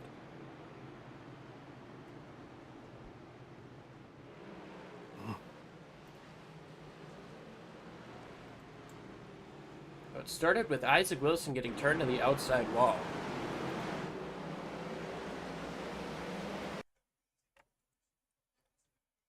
Looks like Shane gets into the back of him a little bit, gets loose, and comes back up right in front of Shane. Nowhere for Hernandez or Weimer to go. Weimer immediately locks up the brakes and has nowhere to go but into the wall, into the back of the 45 of Hernandez. Down the racetrack comes Posey right in front of the 23 to collect him as well. That's Brian Chu.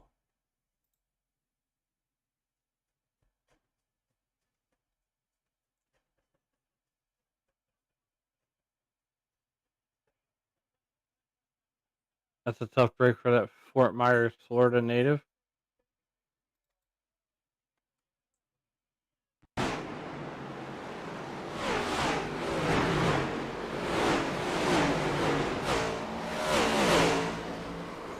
Oh.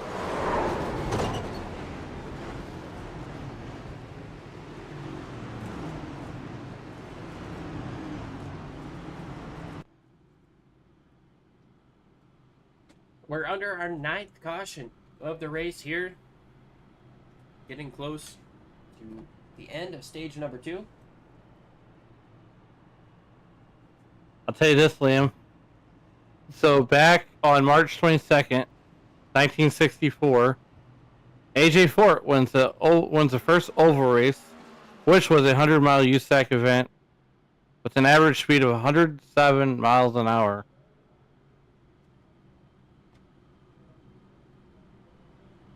What year was that? That was March 22nd, 1964. Wow. Those guys running speeds like that at that time is absolutely insane, especially around a mile oval like this. Let's see here.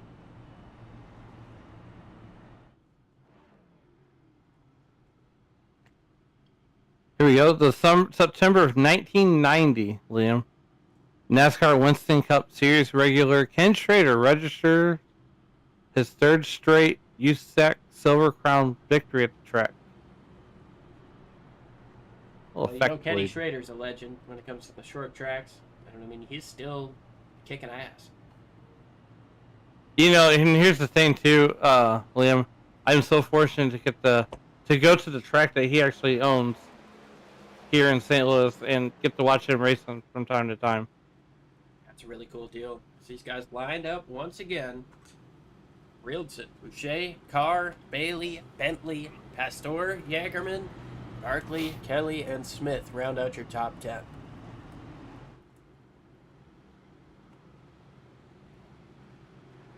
believe they'll have 9 laps to go in the stage. Well, Liam, I think we're ready to get back to green flag racing here, as we got the field working down the back straightaway here, formerly known as the front stretch. But nonetheless, the Rieldsen's going to lead this field right into the Geico restart zone. Does he get the jump on Boucher that he got last time? I believe so. Here we go. Jackson Carr able to use that inside lane to get to the inside of Boucher, but every single time somebody's gotten to the inside into turn 1, Boucher has been strong up on that top side, able to take that position right back. They're 3 wide behind him as here comes Tristan Bailey up through into 4th place, trying to keep that 41 and 36, both of those Fords behind him. Jackson Carr gets up in front of the 19. Bailey gets into the back of Carr, sends him up the racetrack. Now he moves down to the inside of Jackson Carr. He's going to be able to complete that pass. Probably an inadvertent bump and run right there. But he gets the job done with a bump. Takes that pass away. And does Jackson Carr get to the back of him again? Yes, he does. He sends him up the racetrack. These guys battling side by side, coming up off of turn number 2. More contact between the two. Everybody getting antsy towards the end of stage 2 here, as we have a great battle here that we are watching closely with Julian Martinez-Pastor, Jackson Carr, and Tristan Bailey. These guys are not giving each other an edge. But meanwhile, back at the front, Rieldson and Boucher are leading this piece, trying to get some ground on the rest of the field.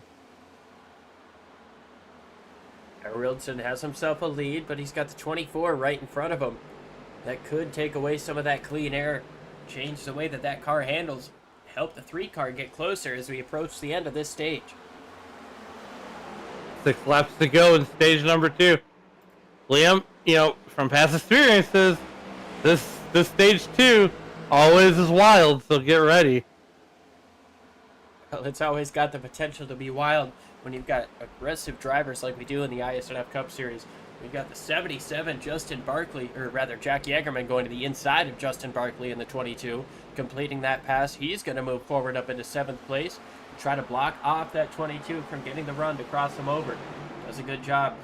22 has nowhere to go but to follow. That's going to allow Yeagerman to get a little bit more of a gap coming up off of turn number 2. Right up in front of him, Tyler Bentley looks to the inside of Jackson Carr. That's a battle for 5th place.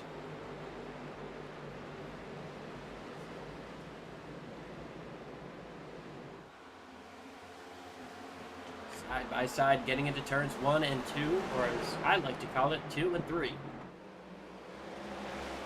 2, 3, 4, 5. What's the matter? Tyler Bentley there. He is on the cusp of getting it past Jackson Carr there. Or getting passed by Jackson Carr there. And this is a battle for P5. The line, Bentley had him by a skosh, but tell you what, that outside lane is so strong here, especially as we get into older tires, longer runs, and a lot of these guys haven't made a pit stop since the beginning of this stage. So as tires start to wear down, Jackson Carr scrapes the wall just a little bit. Bentley stays strong on the inside. Carr slides a little bit wider than he wanted to on that entry. See if he can recover on exit. He's going to push the gas down hard, scrapes the wall once again. Just that wall scrape was enough to keep the 36 next to him. Yeah, Jackson Carr trying to hold off Tyler Bentley there in that 36 car. Making that outside work. He's hustling that car around there. He really is, but we go back up to the front as we have 1 lap to go in the stage this time around. Haven't been able to catch up to the 24 Isaac Wilson, but that hasn't allowed Bichet to get any closer. Again, I'd expect to see some more pit stops this time around, and that's the only time we've seen a Rielson get passed on the racetrack, or rather off the racetrack. It's the only time he's lost the lead. This guy's going to be looking to make some adjustments to try to change that, but Alex Arielson into the final set of corners here to finish out stage number 2. He's going to get himself another 10 points. Boucher in second, Bailey, then Pastor, Carr, Bentley, Yeagerman, Barkley, Kelly, and Smith as the caution comes out for stage 2. And one thing that I would like to bring up there, guy who didn't get any stage points, 18th place, your points leader, Angel Hernandez, after getting caught up in that crash. Yeah, that's a tough break for Angel Hernandez there. But as Aurelius wins the stage, unfortunately, Liam, he's not in a team chat. We'd really like to talk to him, but he's not in a team chat, so we won't be able to get to talk to the stage winner this time around. Will, however, be able to see pit stops.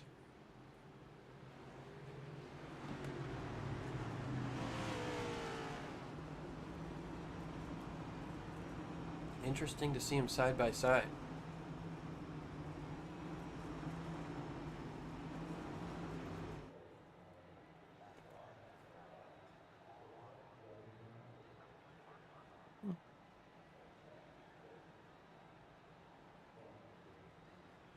Well, Liam, I'm wanting to talk to somebody after stage 2.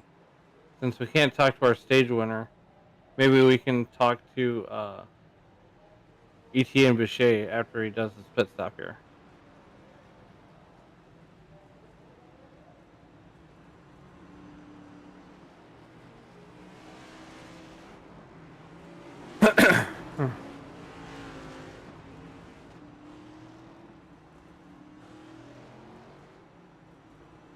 Once again, Adrian, quickest. Well, he took the pit stop right before the stage, along with Mike Iskandar, Isaac Wilson. Chris Van Maastricht came in on 68. He stayed out.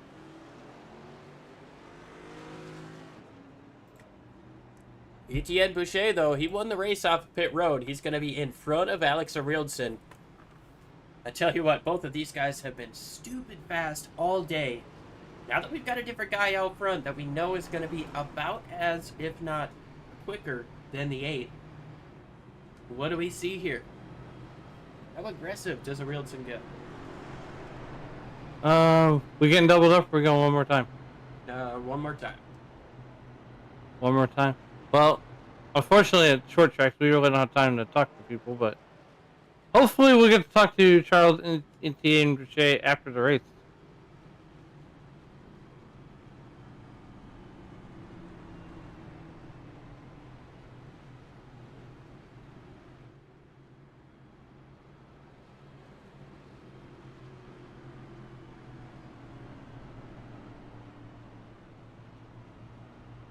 Seventeen-year-old driver out of St. George, Quebec, Canada, looking for his first win. He's got 8 starts in the series. Bring him in. Hey, Charles, it's Liam and Alan up in the booth. You got a copy quick. Yeah, how you doing? Doing pretty good. I tell you what, man, that race off pit road was super exciting. You got the advantage over the 8. What's it going to take to keep him behind you? You guys have been pretty much equal all day. Honestly, he's really quick. I haven't practiced enough, to be fair. That's what I'm lacking. But yeah, it's gonna be a great battle. I think he's a quick driver, so we'll have to keep an eye on him. Awesome stuff. We appreciate you joining us quick. We're doubling up here, so we'll let you get back going. Cheers, guys. Very, very quick interview from Charles Etienne Boucher, who's going to restart in 5th. Adrian San Jose Arenas, Mike Iskandar, Isaac Wilson, Curtis Kelly, and CEB in 5th.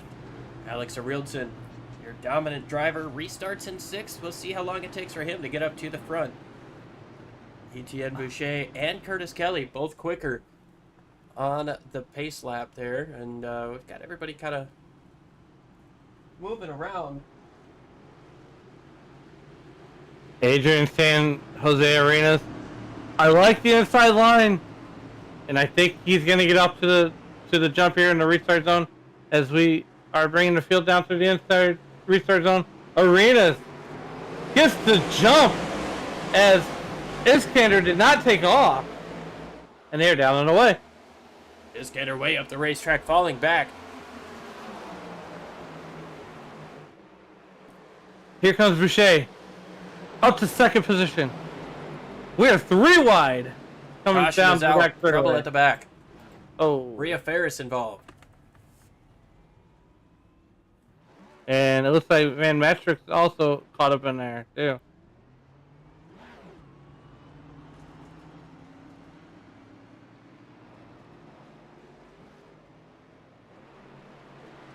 Oh, Take a look to see what happened there. Is at this moment a lot of big things happening in the world of racing. Rhea Ferris caught up in this one. Oh, we've already started there. We'll go back to Chris Van Mastrick.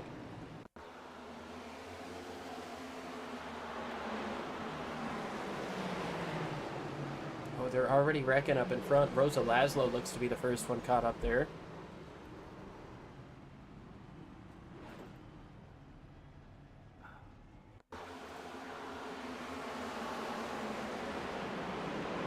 Oh, the 43 got up into the back of the 6. Delgado with a heavy hit there. Bailey gets through.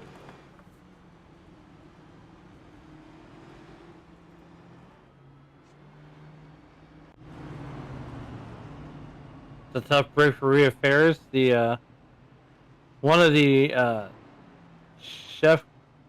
chief cook and bottle washers here, as Dave calls them, in the leagues here.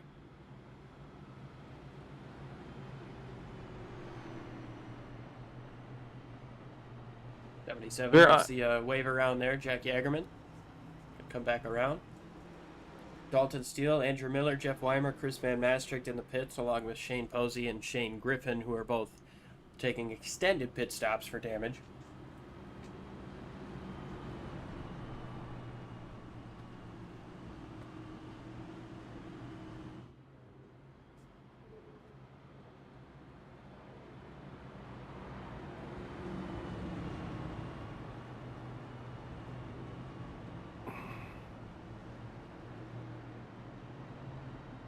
Well, we're under caution here for the 11th time. Rocking stage number 3. Adrian San Jose Arenas leads the race over Charles Etienne Boucher. Isaac Wilson up in 3rd place. Julian Martinez Pastor and Curtis Kelly round out the top 5. Alex Arilton still in 6th. Not able to get any position there on that quick restart. And the action doesn't stop here, Liam. Later on this evening at 9 Eastern, we're going to go racing with the Elite Cup Series racing, where you catch myself, Liam, and Emily in the booth for that one. That's going to be exciting. And that's going to be a night race right here in Phoenix. Will be our nightcap.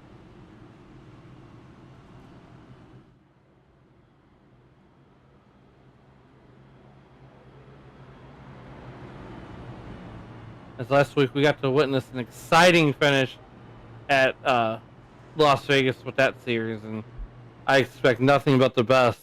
We had an exciting finish at Las Vegas with this series too. Yeah, you had to call the race last week. Thank you. It's a lot of fun, and it's going to be a lot of fun over these next 71 laps as we take the restart. Adrian San Jose Arenas over Boucher, Wilson, Pastor, and Kelly. Arilton, Bentley, Smith, Carr, Barkley, Carapato, Everhart, Sear, Hernandez, Metler, Hagstrom, Parker, Bailey, Ferris, Lynch, Van Maastricht, Weimer, Steele, Laszlo, Jagerman, Mike Iskandar, and Andrew Miller round out the 27 cars that are still on the lead lap at this point. Well, I can tell you right now, Jose Arenas is bringing this field down to the Geico restart zone. Does Boucher have enough to get going here? Boucher gets to jump, and we are down and away. Boucher expected it. The 14 did not go with them, but this is the closest we've seen any of these restarts. The 14 moves up the racetrack to block the 3. Up the racetrack goes to 24 of Wilson. Might have been a little bit of contact with Etienne Boucher up the racetrack. But now Boucher has to worry about that 41. Sideways is Carapato down the back straightaway. Keeps it straight. Everybody keeps going. Carapato got a little antsy there. But don't look out now. Don't look now, Batman. Here comes Areldis in that A car as he gets the wall. Etienne Boucher looking to make a move on Arenas. And he's going to dive it to the apron. He's going to come in the pits. Yeah, he What's happened? Must have gotten a black flag from that jump on the restart there. Oh, no.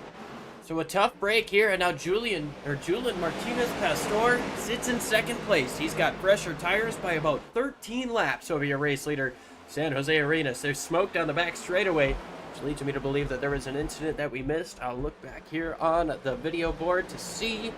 Looks like Andrew Miller had himself a moment. We'll take a look at that. But the battle for the race lead heating up as Pastor gets down to the inside of Arenas. 2 Spaniards going side by side for the race lead. Pastor out of Valencia. San Jose Arenas, he is out of Madrid. The battle of 2 Spaniards there. 2 Stewart Haas teammates going after each other. And don't look now, but Curtis Kelly, the driver out of St. John, New Brunswick, Canada, 29 starts to the season. He's on the inside of Curtis Kelly. He's looking for a 2-for-1 special. Oh man, Jackson Carr has nowhere to go. Almost gets into the back of Tyler Bentley in that 36. These guys racing so hard here for position. The 14 doesn't want to give him an inch. He knows that there's quicker tires on that car racing to his inside, that 36 machine, but he is trying his hardest to make sure he can't use up all the racetrack that he wants to. Tyler Bentley able to use up a little bit more up off of 4 than the 14 wanted him to, and now he's got the advantage going into 3 and 4. How exciting is this? Tyler Bentley to the inside of Adrian San Jose Arenas. Does he complete the pass this time by? Yes, he does.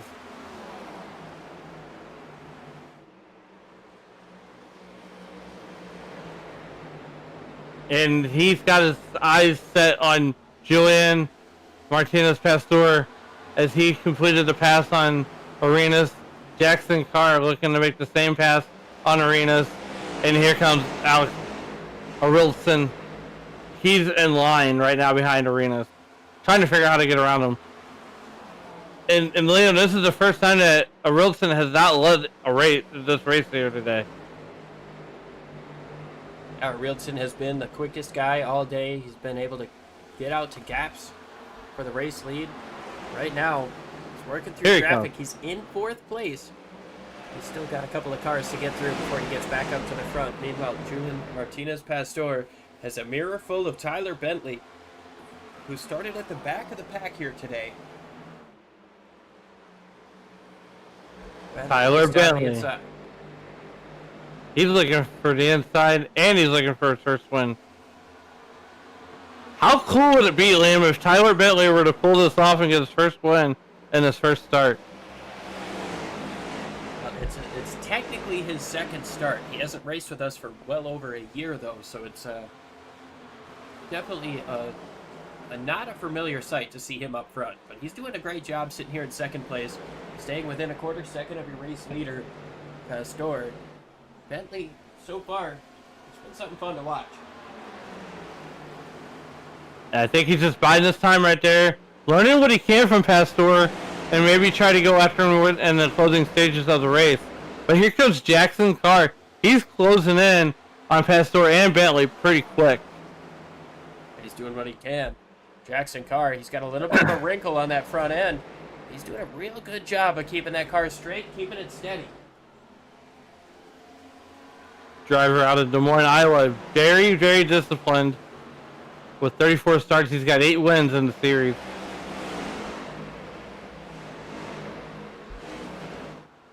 Yeah, 8 wins does not come as an easy stat, especially in only 34 starts. Phenomenal run for Jackson Carr. We've seen him win a couple. Could he get the job done here today once again, as he's got Alex Arilton all up on his rear bumper? I think he can.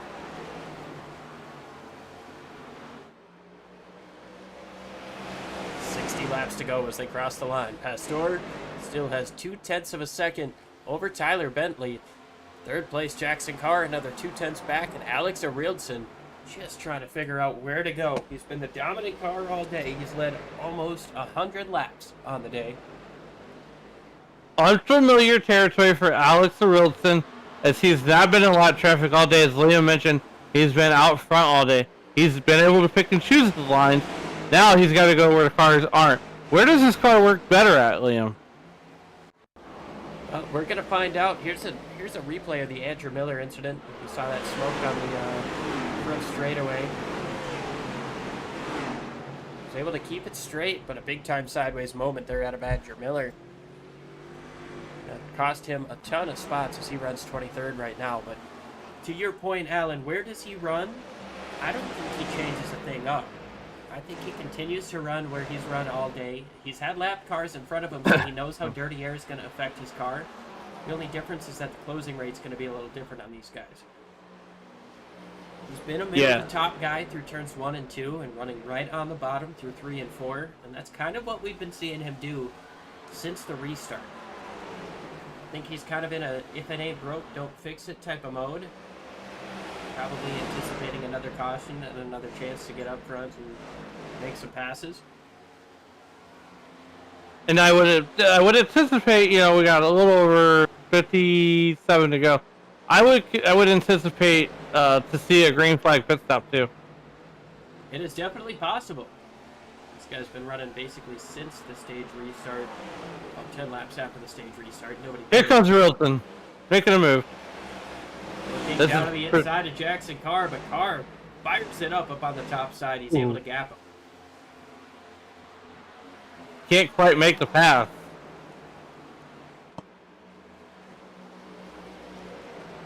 I don't think Arilton tries anything too hasty. Lap car moving out of the way for the leaders.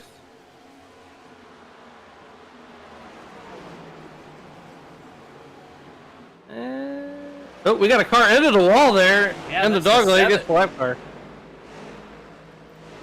Bill Dawson gets up into the wall here. He is indeed a lap down. Meanwhile, back at the ranch, Julian Martinez Pastor is going to lead this piece.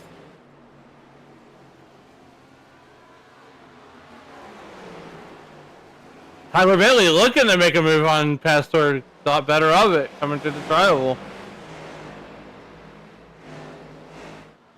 And, you know, see, something else I want to point out too, Liam, is as these guys are running more laps and the car's going to get tighter and tighter and tighter, it seems like that wall keeps coming to get them a little bit quicker and quicker and quicker. We've seen a couple guys, even Tyler Bailey got a wall scrape there. We got a car resting on the inside wall.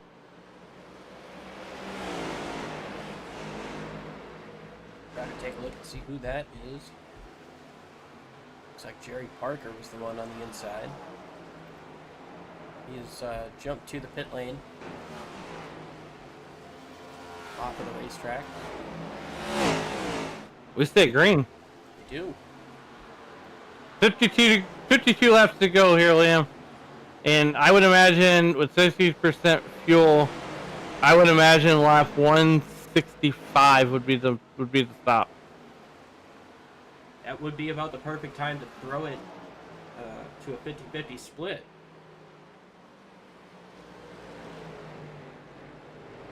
And of course, you know, that's provided we don't see a caution. Who's going to stay out longer to try? Tyler Bentley comes into the pits this time. Bentley's going to blink first. Bob Wyckoff comes in with him. Wyckoff a couple of laps down.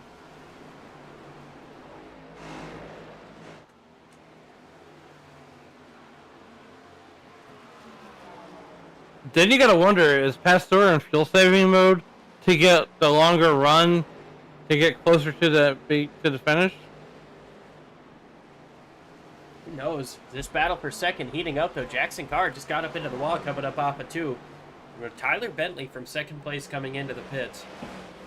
Leaves only one car between Alex Arilson and the race leader.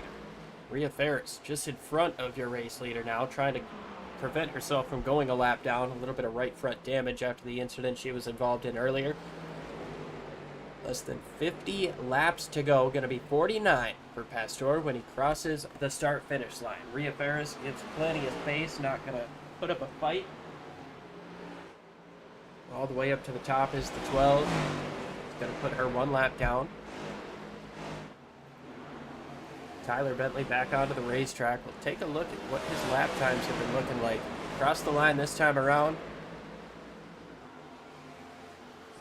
32.84. So that's his first lap coming out of the pits. He goes down to the inside of the 5, Steven Sear. It's not for position. Sear is a lap in front of the 36. A little bit of a loose moment there for Bentley. Arilson to the inside of Jackson Carr. Carr closes that door in the dog leg and has himself a nice run coming up off of 4. He's able to continue on into turns 1 and 2, Alan. Yeah, Arilson is wondering what he needs to do to get by Jackson Carr. What kind of mistake does he need to force? You know, we're 43 laps from the finish. Or 48 laps from the finish, sorry. And now it's time to start ramping up the intensity level. Jackson Carr, that 13 car from out of Des Moines, Iowa. Got 8 wins in the series here. You know, but man, I'm also becoming a Jackson Carr fan too. I did get to drive that car at Daytona, so didn't fare as well as Jackson Carr would have done, but I ran a few laps. Arilson is starting to fall off the pace of Jackson Carr, and Julian Martinez-Pastor has almost 2 seconds on that 13 machine. So Dirty Air might be falling into effect here on the 8 car. He's been so strong all day, but chasing down that 13, and now he's got Mike Iskandar right in front of him. Not able to use up all the racetrack that he wants to. That's going to cost him a couple hundreds, maybe a 10th, getting down into turn 3. Looking at the live timing right now, our timing tower, Charles Etienne Boucher caught a penalty. He's back in the top 10, or he's just outside the top 10, running 11th right now. Top 20. Yeah, he's at 21st. Well, looky there. That's a costly penalty too, Liam. Jumping that restart, he thought Arenas was gonna go, but didn't, or Pastor on that last restart.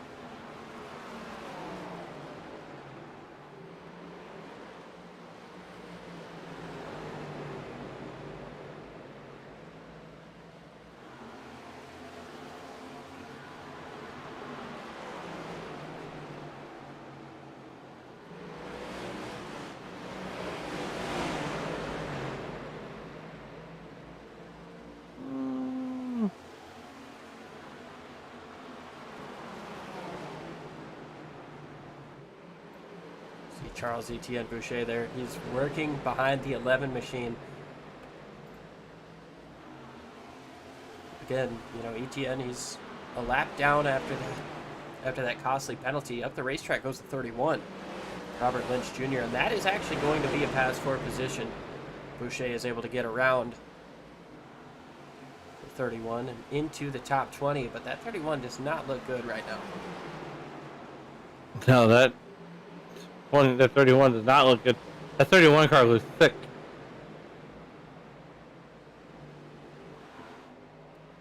Pastor is up to about a 3-second lead. Arielson is able to close back down on the 13 machine of Jackson Carr. Tristan Bailey another 2 seconds behind this battle. Carr doing everything he can to keep that 8 behind him.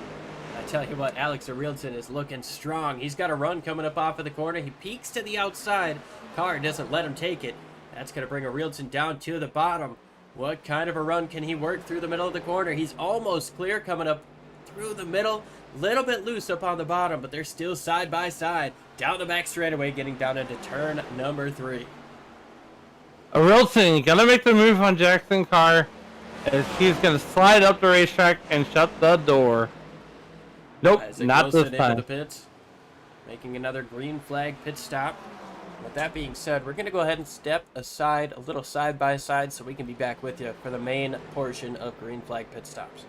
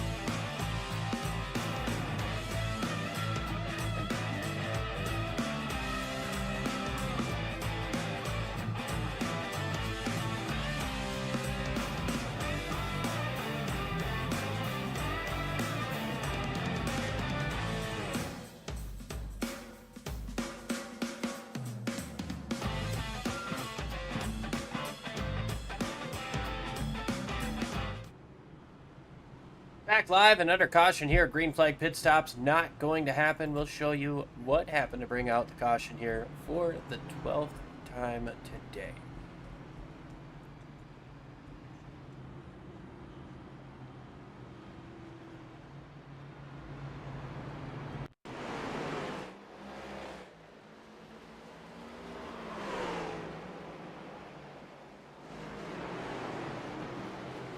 Car spins out all on his own, hits the outside wall head on, dead center of the racetrack, and the caution has to come out.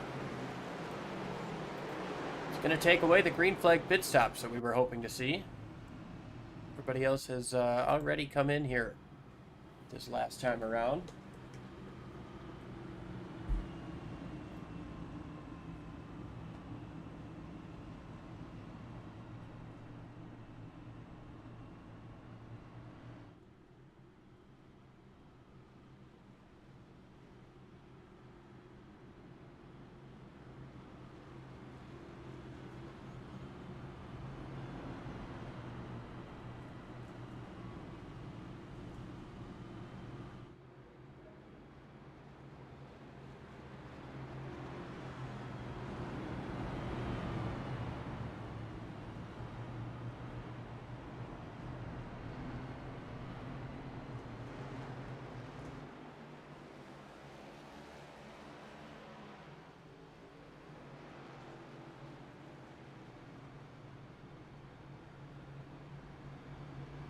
Well, Liam, we are lined back up, ready to hear Julian Martinez-Pastor, Alex Arildson, Jackson Carr, as the field is going to be put back in the hands of Julian Pastor Martinez here on the back straightaway here at lap 166 of 200. So about a little over 30-ish, 4 to go. Yep, going to be 34 to go at the restart. Now, It's going to lead him down over Arildson. Arildson has been so strong all day. Now he's on equal tires. He's on a fresh start here as we go into the Geico restart zone. Green flag is out in the 41. Gets a strong restart. Jackson Carr on the inside. He's going to try to stick with the 8 car, and he might have gotten that fasty done on that last pit stop. These guys both diving in deep, trying to get close to the back bumper of the 41 Pastor. Pastor. Here comes Arildson. Here comes Jackson Carr on the inside, trying to get second position from. Oh, and Jackson Carr goes around. He's gonna save it. Please stay green. We stay green so far. He comes back onto the racetrack. Contact there between the 7. Hard into the wall goes the 91. With 32 to go, it's starting to get wild here in Phoenix. And the intensity is only going to pick up from here. Julian Martinez-Pastor rocks the lead over Alex Arildson and Tristan Bailey in 3rd place. He's had a strong recovery. Angel Hernandez, after finishing stage 2 in 18th, he's up to 4th place. 5th place is Justin Barkley, and here comes Arildson looking down to the inside. Here comes Arildson, looking for the lead. Thinks better of it. Can't quite do it, touches the wall as he uses up all of the racetrack he can. Dives it in deep on the entry here, and it seems like that brake bias is floating in the favor of the 8. As he slides up the racetrack, he's going to lose another car length. Tristan Bailey is getting to the back bumper now of Alex Arildson. Could this battle for second be heating up? 29 laps to go. Coming to 28 laps to go, rather. Here comes. Oh, we got 30 to go this time. 30 to go. Coming to 29 to go. Hey, look, I'm getting so excited here. This racing going on right now, Liam. It's hard to keep track of the laps. Here comes Angel Hernandez looking for a run on Tristan Bailey there in that number 19 car. Hernandez in the 45 car for 2311 Racing. Here we go. And Liam, Angel Hernandez, like you said, finished stage 1 outside of the top 10 in 18th position. And here we are with 28 to go, and he's right there in 4th position in the top 5 and looking for more.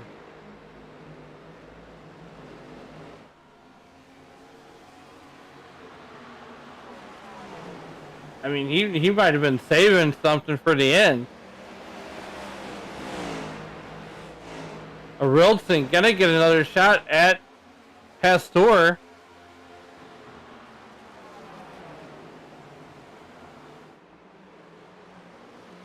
He's kind of looking. Arildson's kind of looking. Here comes Hernandez. Biding his time in that Mobile 145 Toyota there.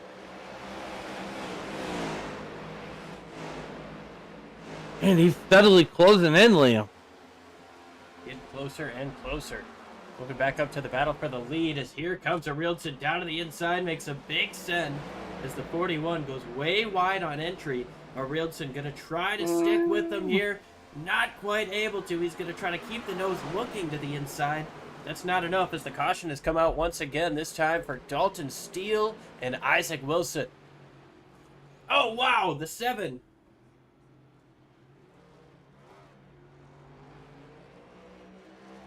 I think that might have ended Dalton Steele's day.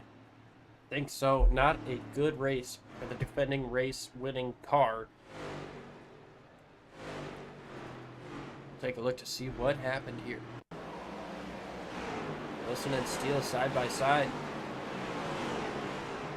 Oh man, Yeah, just suffer coming together going into the corner. Might have been a touch of net code. Iskandar got it into another one.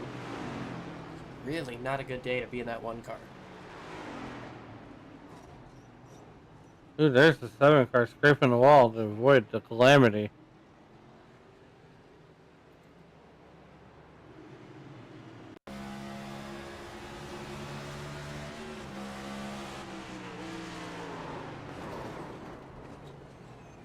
Yeah, it just seemed like those cars hooked together and not really much they could do.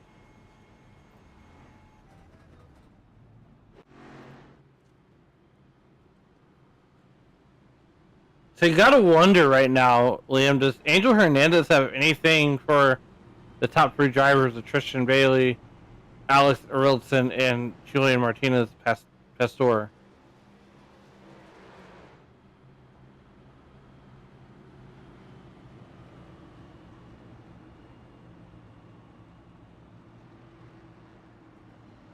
Right now, these guys are getting, looks to appear to be like they're getting doubled up behind the iRacing.com pace car.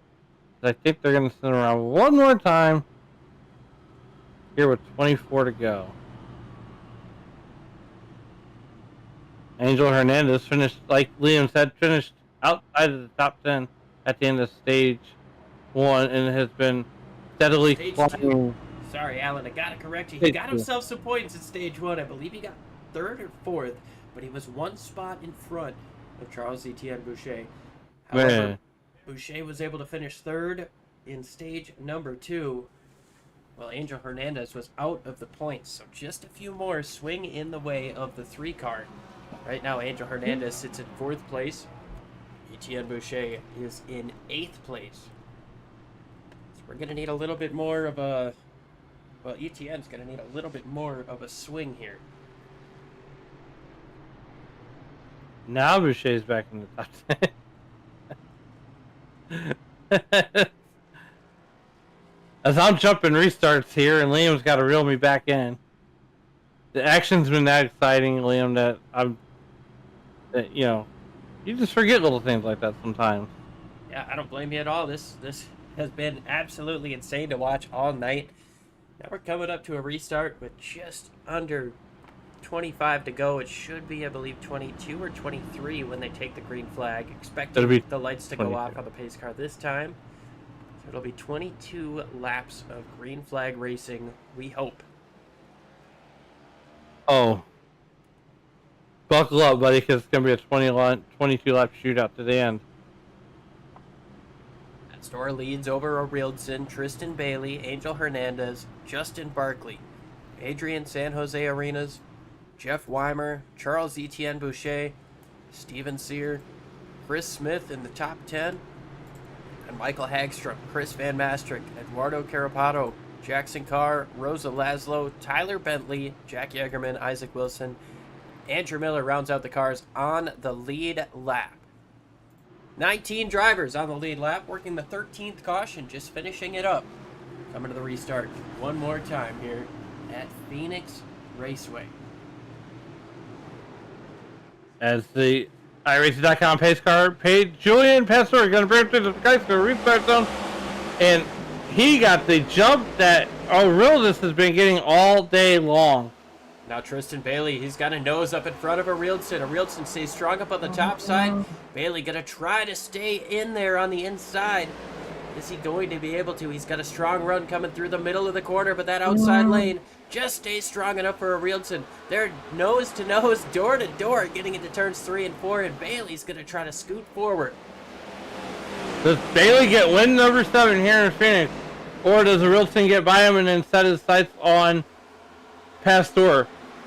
You know what? I think the top 5's got something for Pastor. Angel Hernandez has been buying his time and working his way methodically up the field like a surgeon.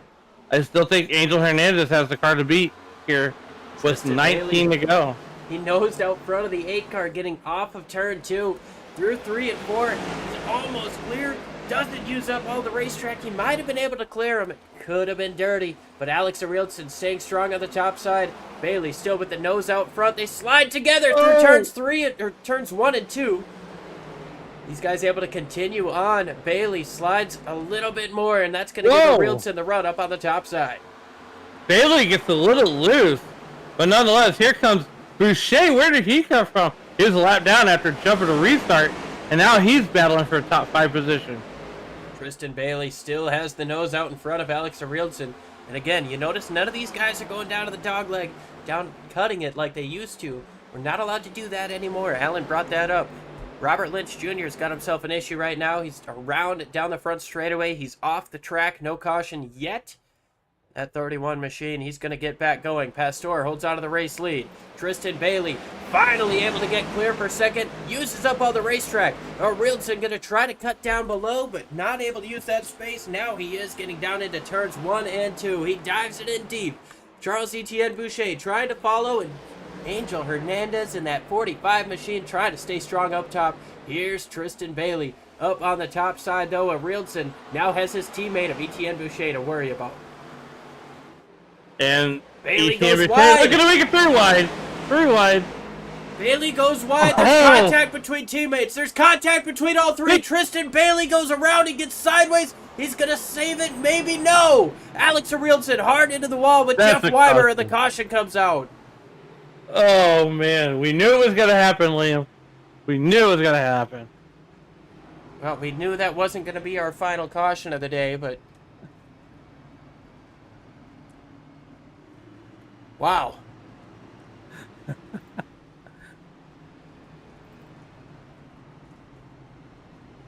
Oh man. I have to rewind it from here. Not giving a good starting was point for real this when- by the service, but this really started coming up off of turn number 2 this time around. Yeah, here we are. So Arielson's gonna he's not gonna be able to get the run coming up off of the corner. That sets him up side by side with his teammate. Bailey misses the corner, slides wide. Etienne Boucher tries to look to the middle. A little bit of a touch between teammates there, and you know, I just don't know if they knew that they were 3 wide. 19 did everything he possibly could to try to keep it straight. Essentially did.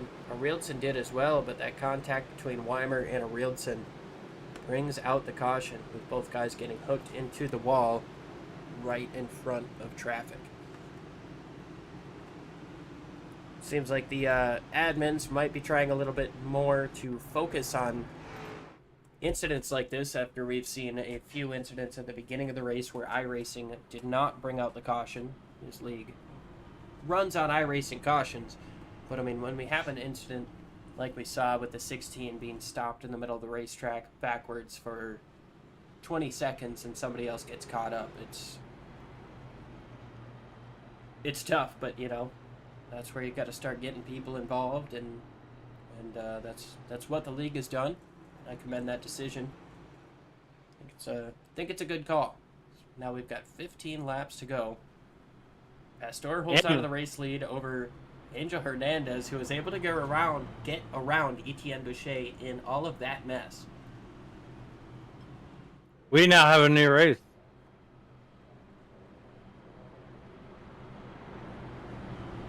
We have a new race, and I'll tell you why, because we got Angel Hernandez up there, running second now. We got Charles Etienne Boucher, who recovered from jumping a restart. And then we got Adrian San Jose Arenas up there in the top 4. Justin Barkley, he's in that 22 car. He's in the top 5. Sire is in the top 6. Jeff Weimer is running 7th. Jackson Carr, he's running 8th. Chris Smith is running 9th. Aguardo Carpado is running in the 10th position.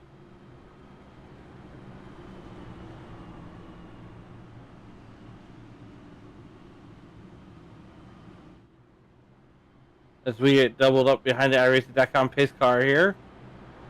13 to go this time. Going to be 13 when they cross the line. 12 at the restart. Are you ready for a 12-lap shootout, Liam? If we get 12 laps, we'll see. These guys have been crazy, aggressive all race. Nobody wants to give an inch.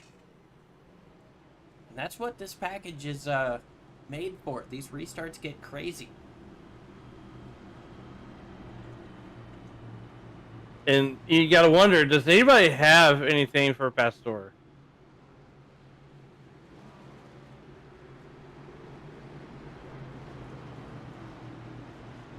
But we're going to find out as the iRacing.com pace car turns field over to Julian Martinez Pastor down the back straightaway, and we are getting ready to come back to green with 12 laps to go when they cross the line. Angel Hernandez up in the second place. Charles Etienne Boucher, the top two in points, sitting second and third. We'll see what these guys can do. Seems like the leader's been able to get away. Second place has been able to hold that spot. Green flag back in the air. Pastor gets away by about a car length, but not as much of a margin as we've seen in the past. Etienne Boucher on the inside of Angel Hernandez. He's going to get clear getting down into turn one. Hernandez tries to stay strong up on the top side, slides up the racetrack a little bit. He's going to try to utilize that top side momentum as Pastor has a mirror full of the three. Here comes Hernandez looking down to the bottom. Here comes the three looking down to the bottom for the race lead. A bump from Hernandez. Is this the move of the race, Liam? I think so. I don't know. You weren't able to take the lead there. Hernandez tried to get into the back of the three. I don't know if he was trying to knock them both out of the way or what, but tried a little bit of a bump there. It wasn't able to work. Now Etienne Boucher sets his sights on the race lead. Coming up off of turn two, though, we've got plenty of cars making contact. Tristan Bailey in the middle of this mess, and we've got hard into the wall goes Carapato and Smith. Wow. Michael Gervey is in it as well. Tristan Bailey has got contact. Huge damage on that 19. Tough break for Tristan Bailey, the driver out of Mississippi.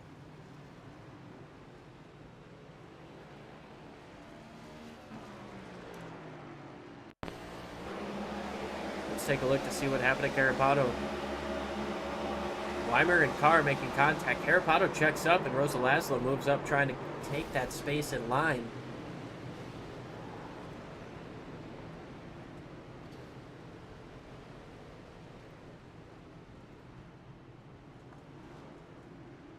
I'll tell you what, Liam, the iRacing.com pace car is certainly earning its paycheck today.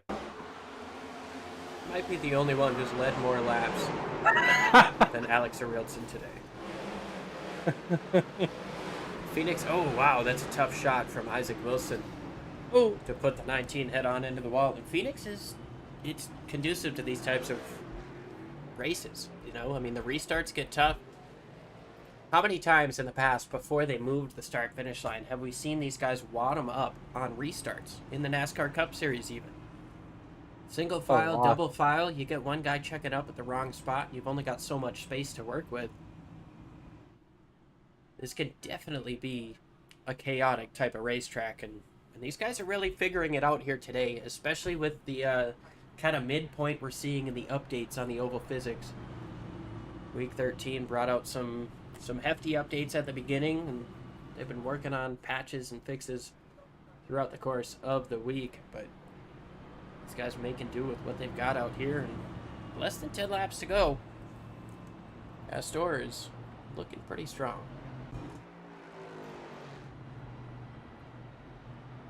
Heavy damage on the 19 of Tristan Bailey. Already used that fast repair. You can see just how hard he's cranking the wheel to try to get it into the pits. And now I think he's just kind of decided that's it. Tristan Bailey gonna put it on the hauler. The fun meter has been pegged out.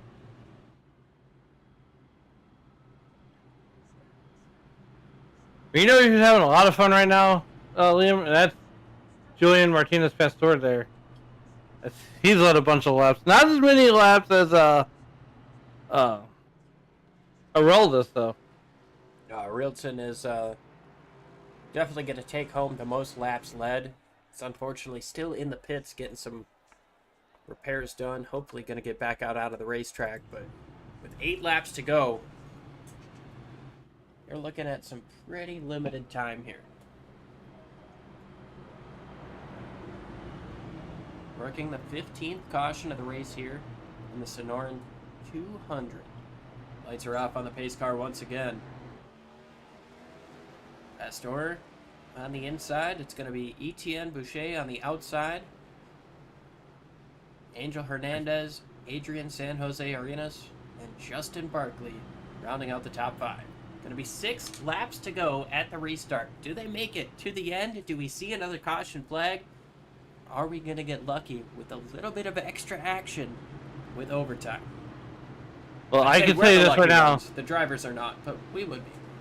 I can say right now, Liam, Boucher is going to lay back just a little bit more on this restart, because remember, last time he started on the outside of the front row on a restart, he got penalized. So he's got to be real careful here, because 7 laps to go. This is not where you want to catch a penalty. That is true, but with 7 laps to go, this could be your last chance. He's got to stay close. He can't mess it up like he did, but he's got to stay close, and this time the 41 gets away strong at top side, the 3. He's able to get away clear for the 2nd position right away and move down in front of Angel Hernandez. 6 laps to go. Does Boucher have anything for Pastor?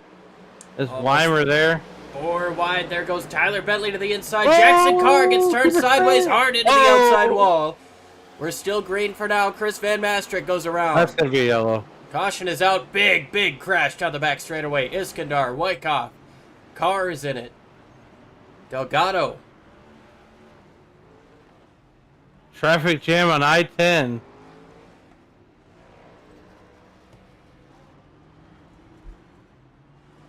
Man, tough break.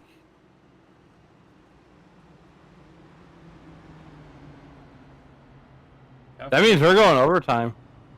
We are, and it looked like the leader was going to try to make a pit stop there, but he was faking one.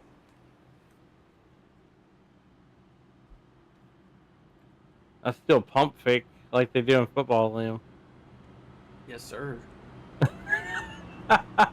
Well, we're going to step side by side one last time here before this overtime finish. We'll be right back with the green flag.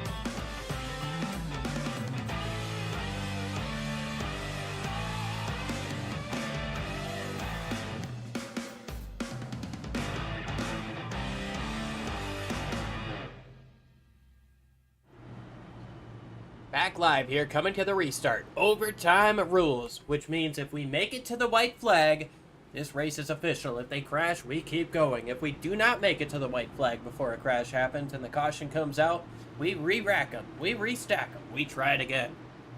Julian Martinez Pastor leads over Charles Etienne Boucher, Angel Hernandez, Adrian San Jose Arenas, and Justin Barkley rounding out your top 5. Then we've got Tyler Bentley, Steven Sear, Jack Yagerman, Jeff Weimer, Rosa Laszlo rounding out your top 10. 2 more laps, potentially 2 more miles. Here in the Sonoran 200. Green flag is in the air and Pastor gets away strong. Hernandez with a strong inside restart. He's going to try to get to the inside of the race leader, getting into turns 1 and 2. Nothing doing there. Up the racetrack goes Pastor. Hernandez gets to the inside. 3 wide for the race lead, coming up off of 2. Pastor makes a big block down the back straightaway. Hernandez up to the top. Hernandez holds out of the race lead. He's got a nose out front. Caution is out. We're going to try it again. Andrew Miller and the 91 of Shane Posey. Chris Van Maastricht involved as well. Liam, that was about to get good.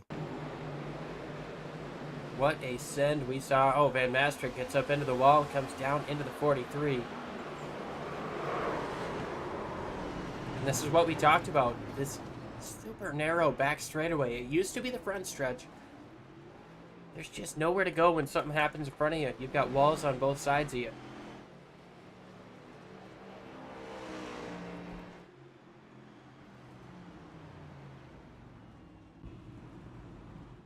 Angel Hernandez took the lead when the caution came out.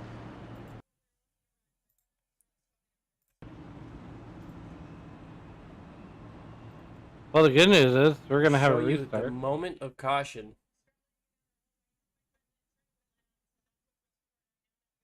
And I wonder if he saw that wreck in his back mirror.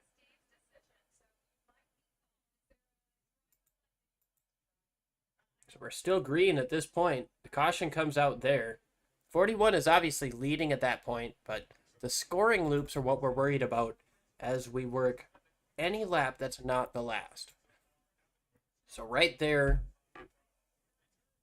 likely going into turn 1 or at the midpoint of the corner is a scoring loop. And I wonder if the 45 gassed it up into that corner because he saw the crash behind him.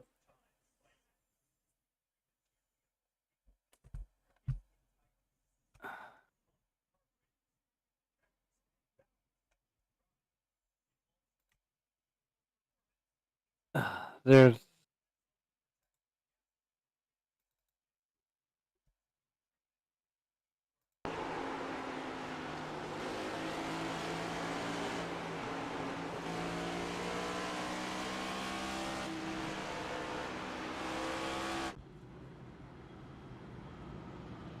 Well, Angel Hernandez completes the pass for the race lead. Kind of lucks out with those scoring loops, putting him out in front of the 41, because if that lap had finished,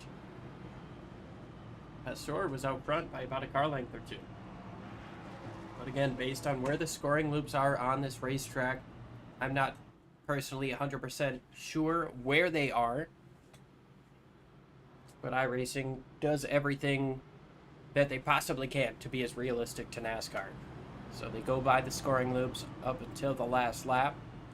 And when it comes to the last lap, they just don't throw the caution because they don't have the technology to change it to moment of caution based on positions. So they just let you run it out. Lights are off on the pace car. Angel Hernandez holds out of the race lead over Pastor, Boucher, Arenas, and Barkley. I think Boucher's got something for him. I think Boucher's got something.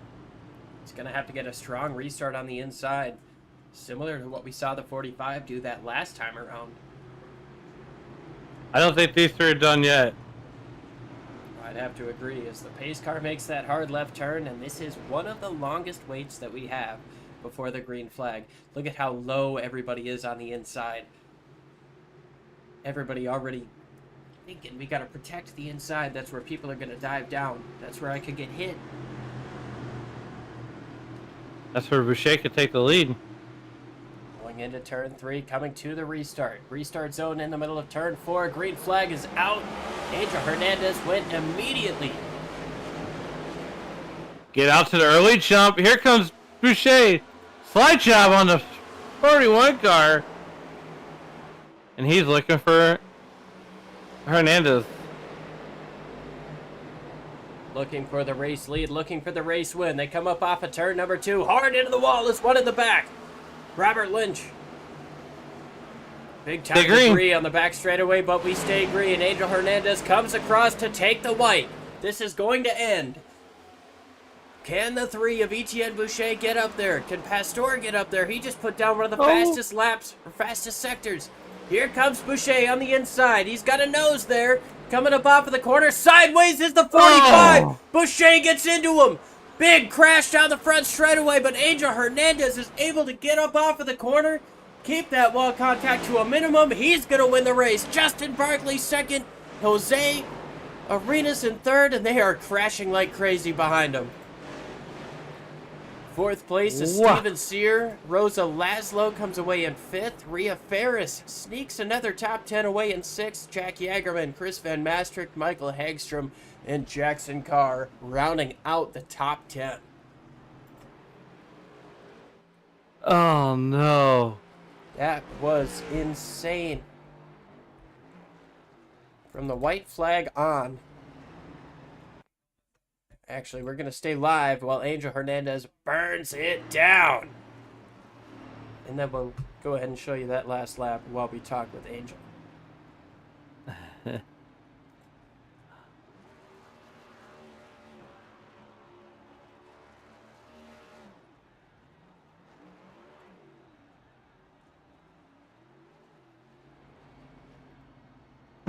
Well, Angel Hernandez, it's Liam and Alan up in the booth. You got a copy. Yeah, I got you guys. Well, you kind of stole that one, didn't you? I mean, yeah, I think the time in that caution on the, I think second to last or first read my checkered, I guess I got in front of him on the timing line by the time the caution came out, because he was in front by the time physically on track when caution came out. So yeah, after that, it was just trying to maintain the lead and just not try and choke it like I sometimes do.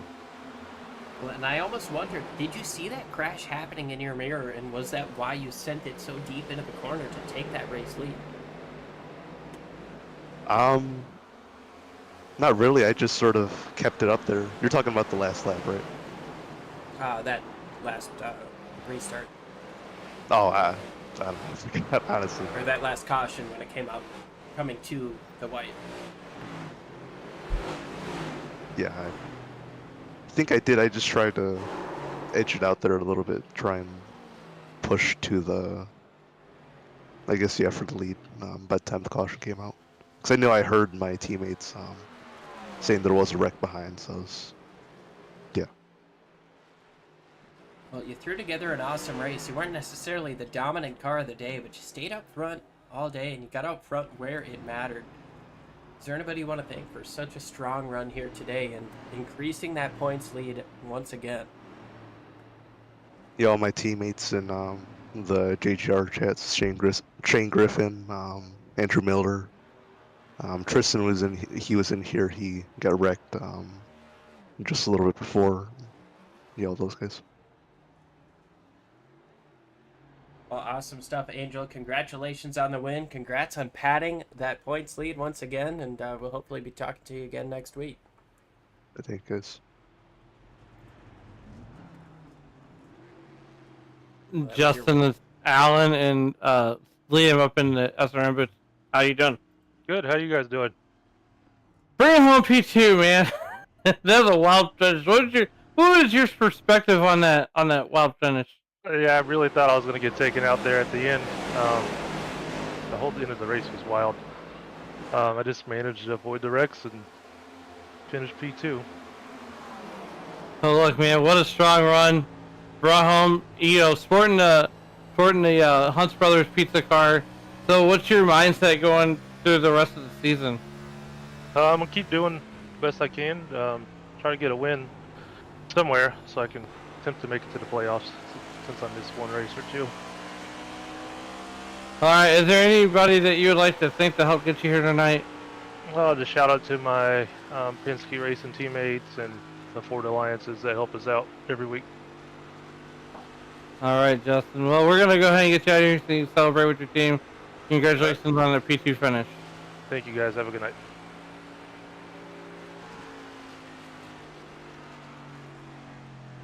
All right, and I believe we've got third place finisher, Adrian San Jose Arenas. But first off, muy bien trabajo. Amazing Thank job. you guys. Yeah, absolutely. Congratulations on the third place finish. Kind of walk us through that last restart there. That was crazy stuff. It was crazy again. I'm happy with that. 2 weeks in a row, so I can't complain. But yeah, it was, I think the whole race, not only the restart, was a bit crazy with too many cautions. I was just waiting to have a long stint because I felt very confident with the tires. I was trying to save a lot and it was working actually. But anyway, we finally found this last restart, this caution, and I missed the car a little bit on the exit corner on the 1-2. And yeah, basically that was my last chance to stay fighting for the race again. So well, I couldn't get the win, but I'm still happy for it. Yeah, you couldn't get the win, but you get the top 5, top 3 position actually at the end with all the crashing. But you were able to run up front, up in the top 5 for most of the day. What did you have under the hood of that thing? A little rocket fuel or something? No, basically what I was trying to do is trying to save the race run as much as I could. And actually it was working because with the new tires, I was checking it during the race and it was like 10% going off very quick.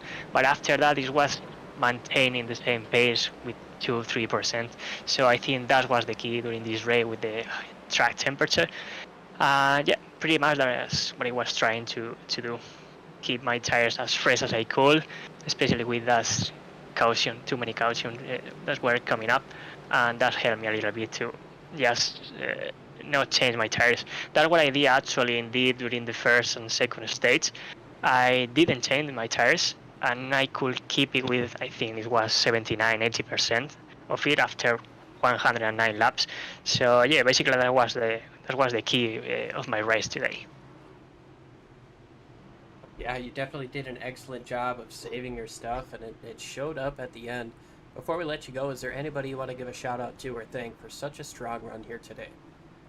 Yeah, actually thanks to my teammates, all of them, and Rhea, of course, to keep this show every week, to you guys for the excellent broadcast that you're coming in every week as well on Saturday night. Yeah, looking forward to the next week and see what's going on. Awesome stuff. Thank you, Adrian, and best of luck next week. Hopefully we'll be talking to you again. Yeah, thank you guys. Take care. Well, that's going to about do it for us, but we've got one more person to talk to, and that's Rhea Ferris. Rhea, I know you've probably got your own thing to talk about here, but you stole another top 10 this week with a 6th place finish. Talk with us through your days and getting through all of the attrition. I know you got caught up in an accident or two, nothing of your own doing, but what a race you had and what a race the entire league had.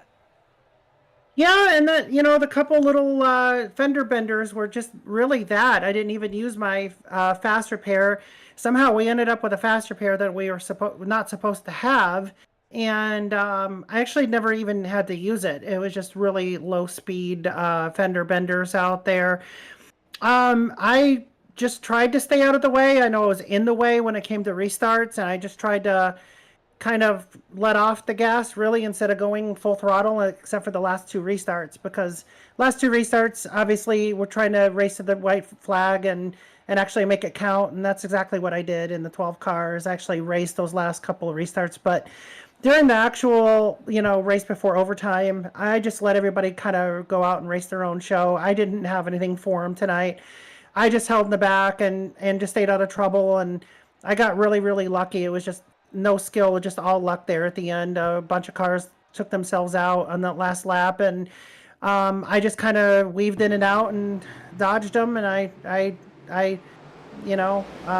went this way instead of that, and it worked this time, and I got lucky and got a P6 out of the deal, and that's usually how I end up with those strong finishes. It usually is not skill, but at a track like this anyway, and so, but hats off to Angel, good win on him, and there were some brand new drivers out there too for iSNF that were actually pretty good too. Tyler Bentley really showed up today in that 36 car. He did a great job, and I know he didn't get the finish that he wanted out of the deal, but still looked like he had a pretty strong showing. And Dalton Steele in the 84 was doing pretty good there for a while. And a couple other guys out there. Shane Posey, he got caught up in quite just too many wrecks out there, but still good drivers. We love to have them. Not everybody gets along every weekend, but that's okay as long as we can race clean and have fun doing it. That's really all that matters. So, but what do you say we will go over the final results? Yeah, absolutely. The final results of this race, we saw a heck of a show here. Angel Hernandez gets the job done over Justin Barkley and Adrian Arenas. Steven Sear comes away with a 4th place finish. Strong recovery after being involved in a few incidents. Rosa I'm sure he's going to be super happy with the top 5. Rosa, too. I think that might even be Rosa's career best. Yeah, Rosa with an amazing finish here after also being kind of a pinball in a few incidents. Nothing of his own doing. Rhea, of course, you come home in 6th place. 2 top 10s in a row. Strong run for you.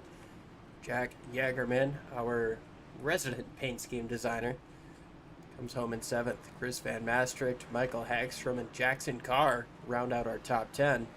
In 2nd place points runner Charles Etienne Boucher, just outside of the top 10. Not what he wanted in terms of chasing down Angel Hernandez. He got some stage points on Angel in the middle of the race, but this result not going to be what he wants. That's probably going to extend Angel's gap.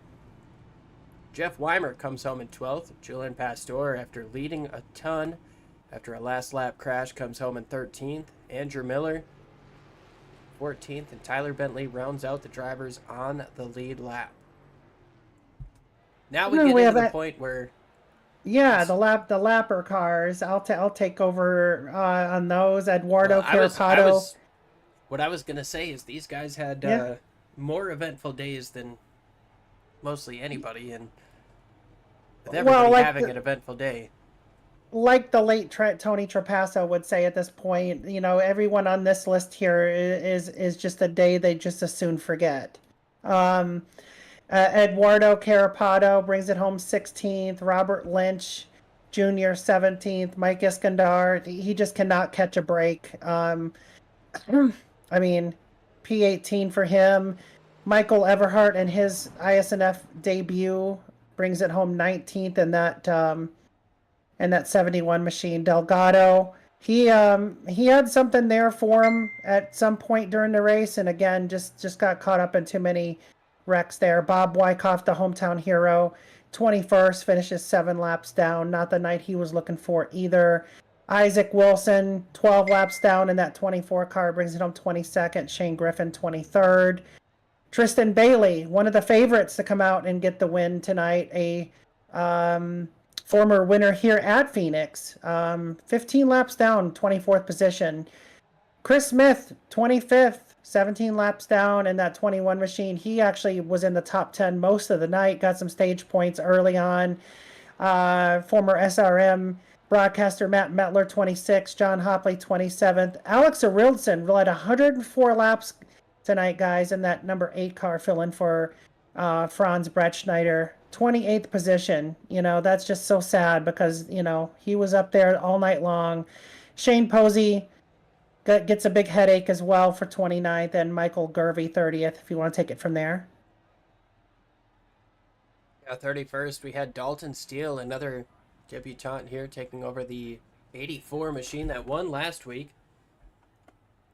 Then we've got Curtis Kelly, who ran strong up front for a long time today. Will Dawson, another rookie here in the series.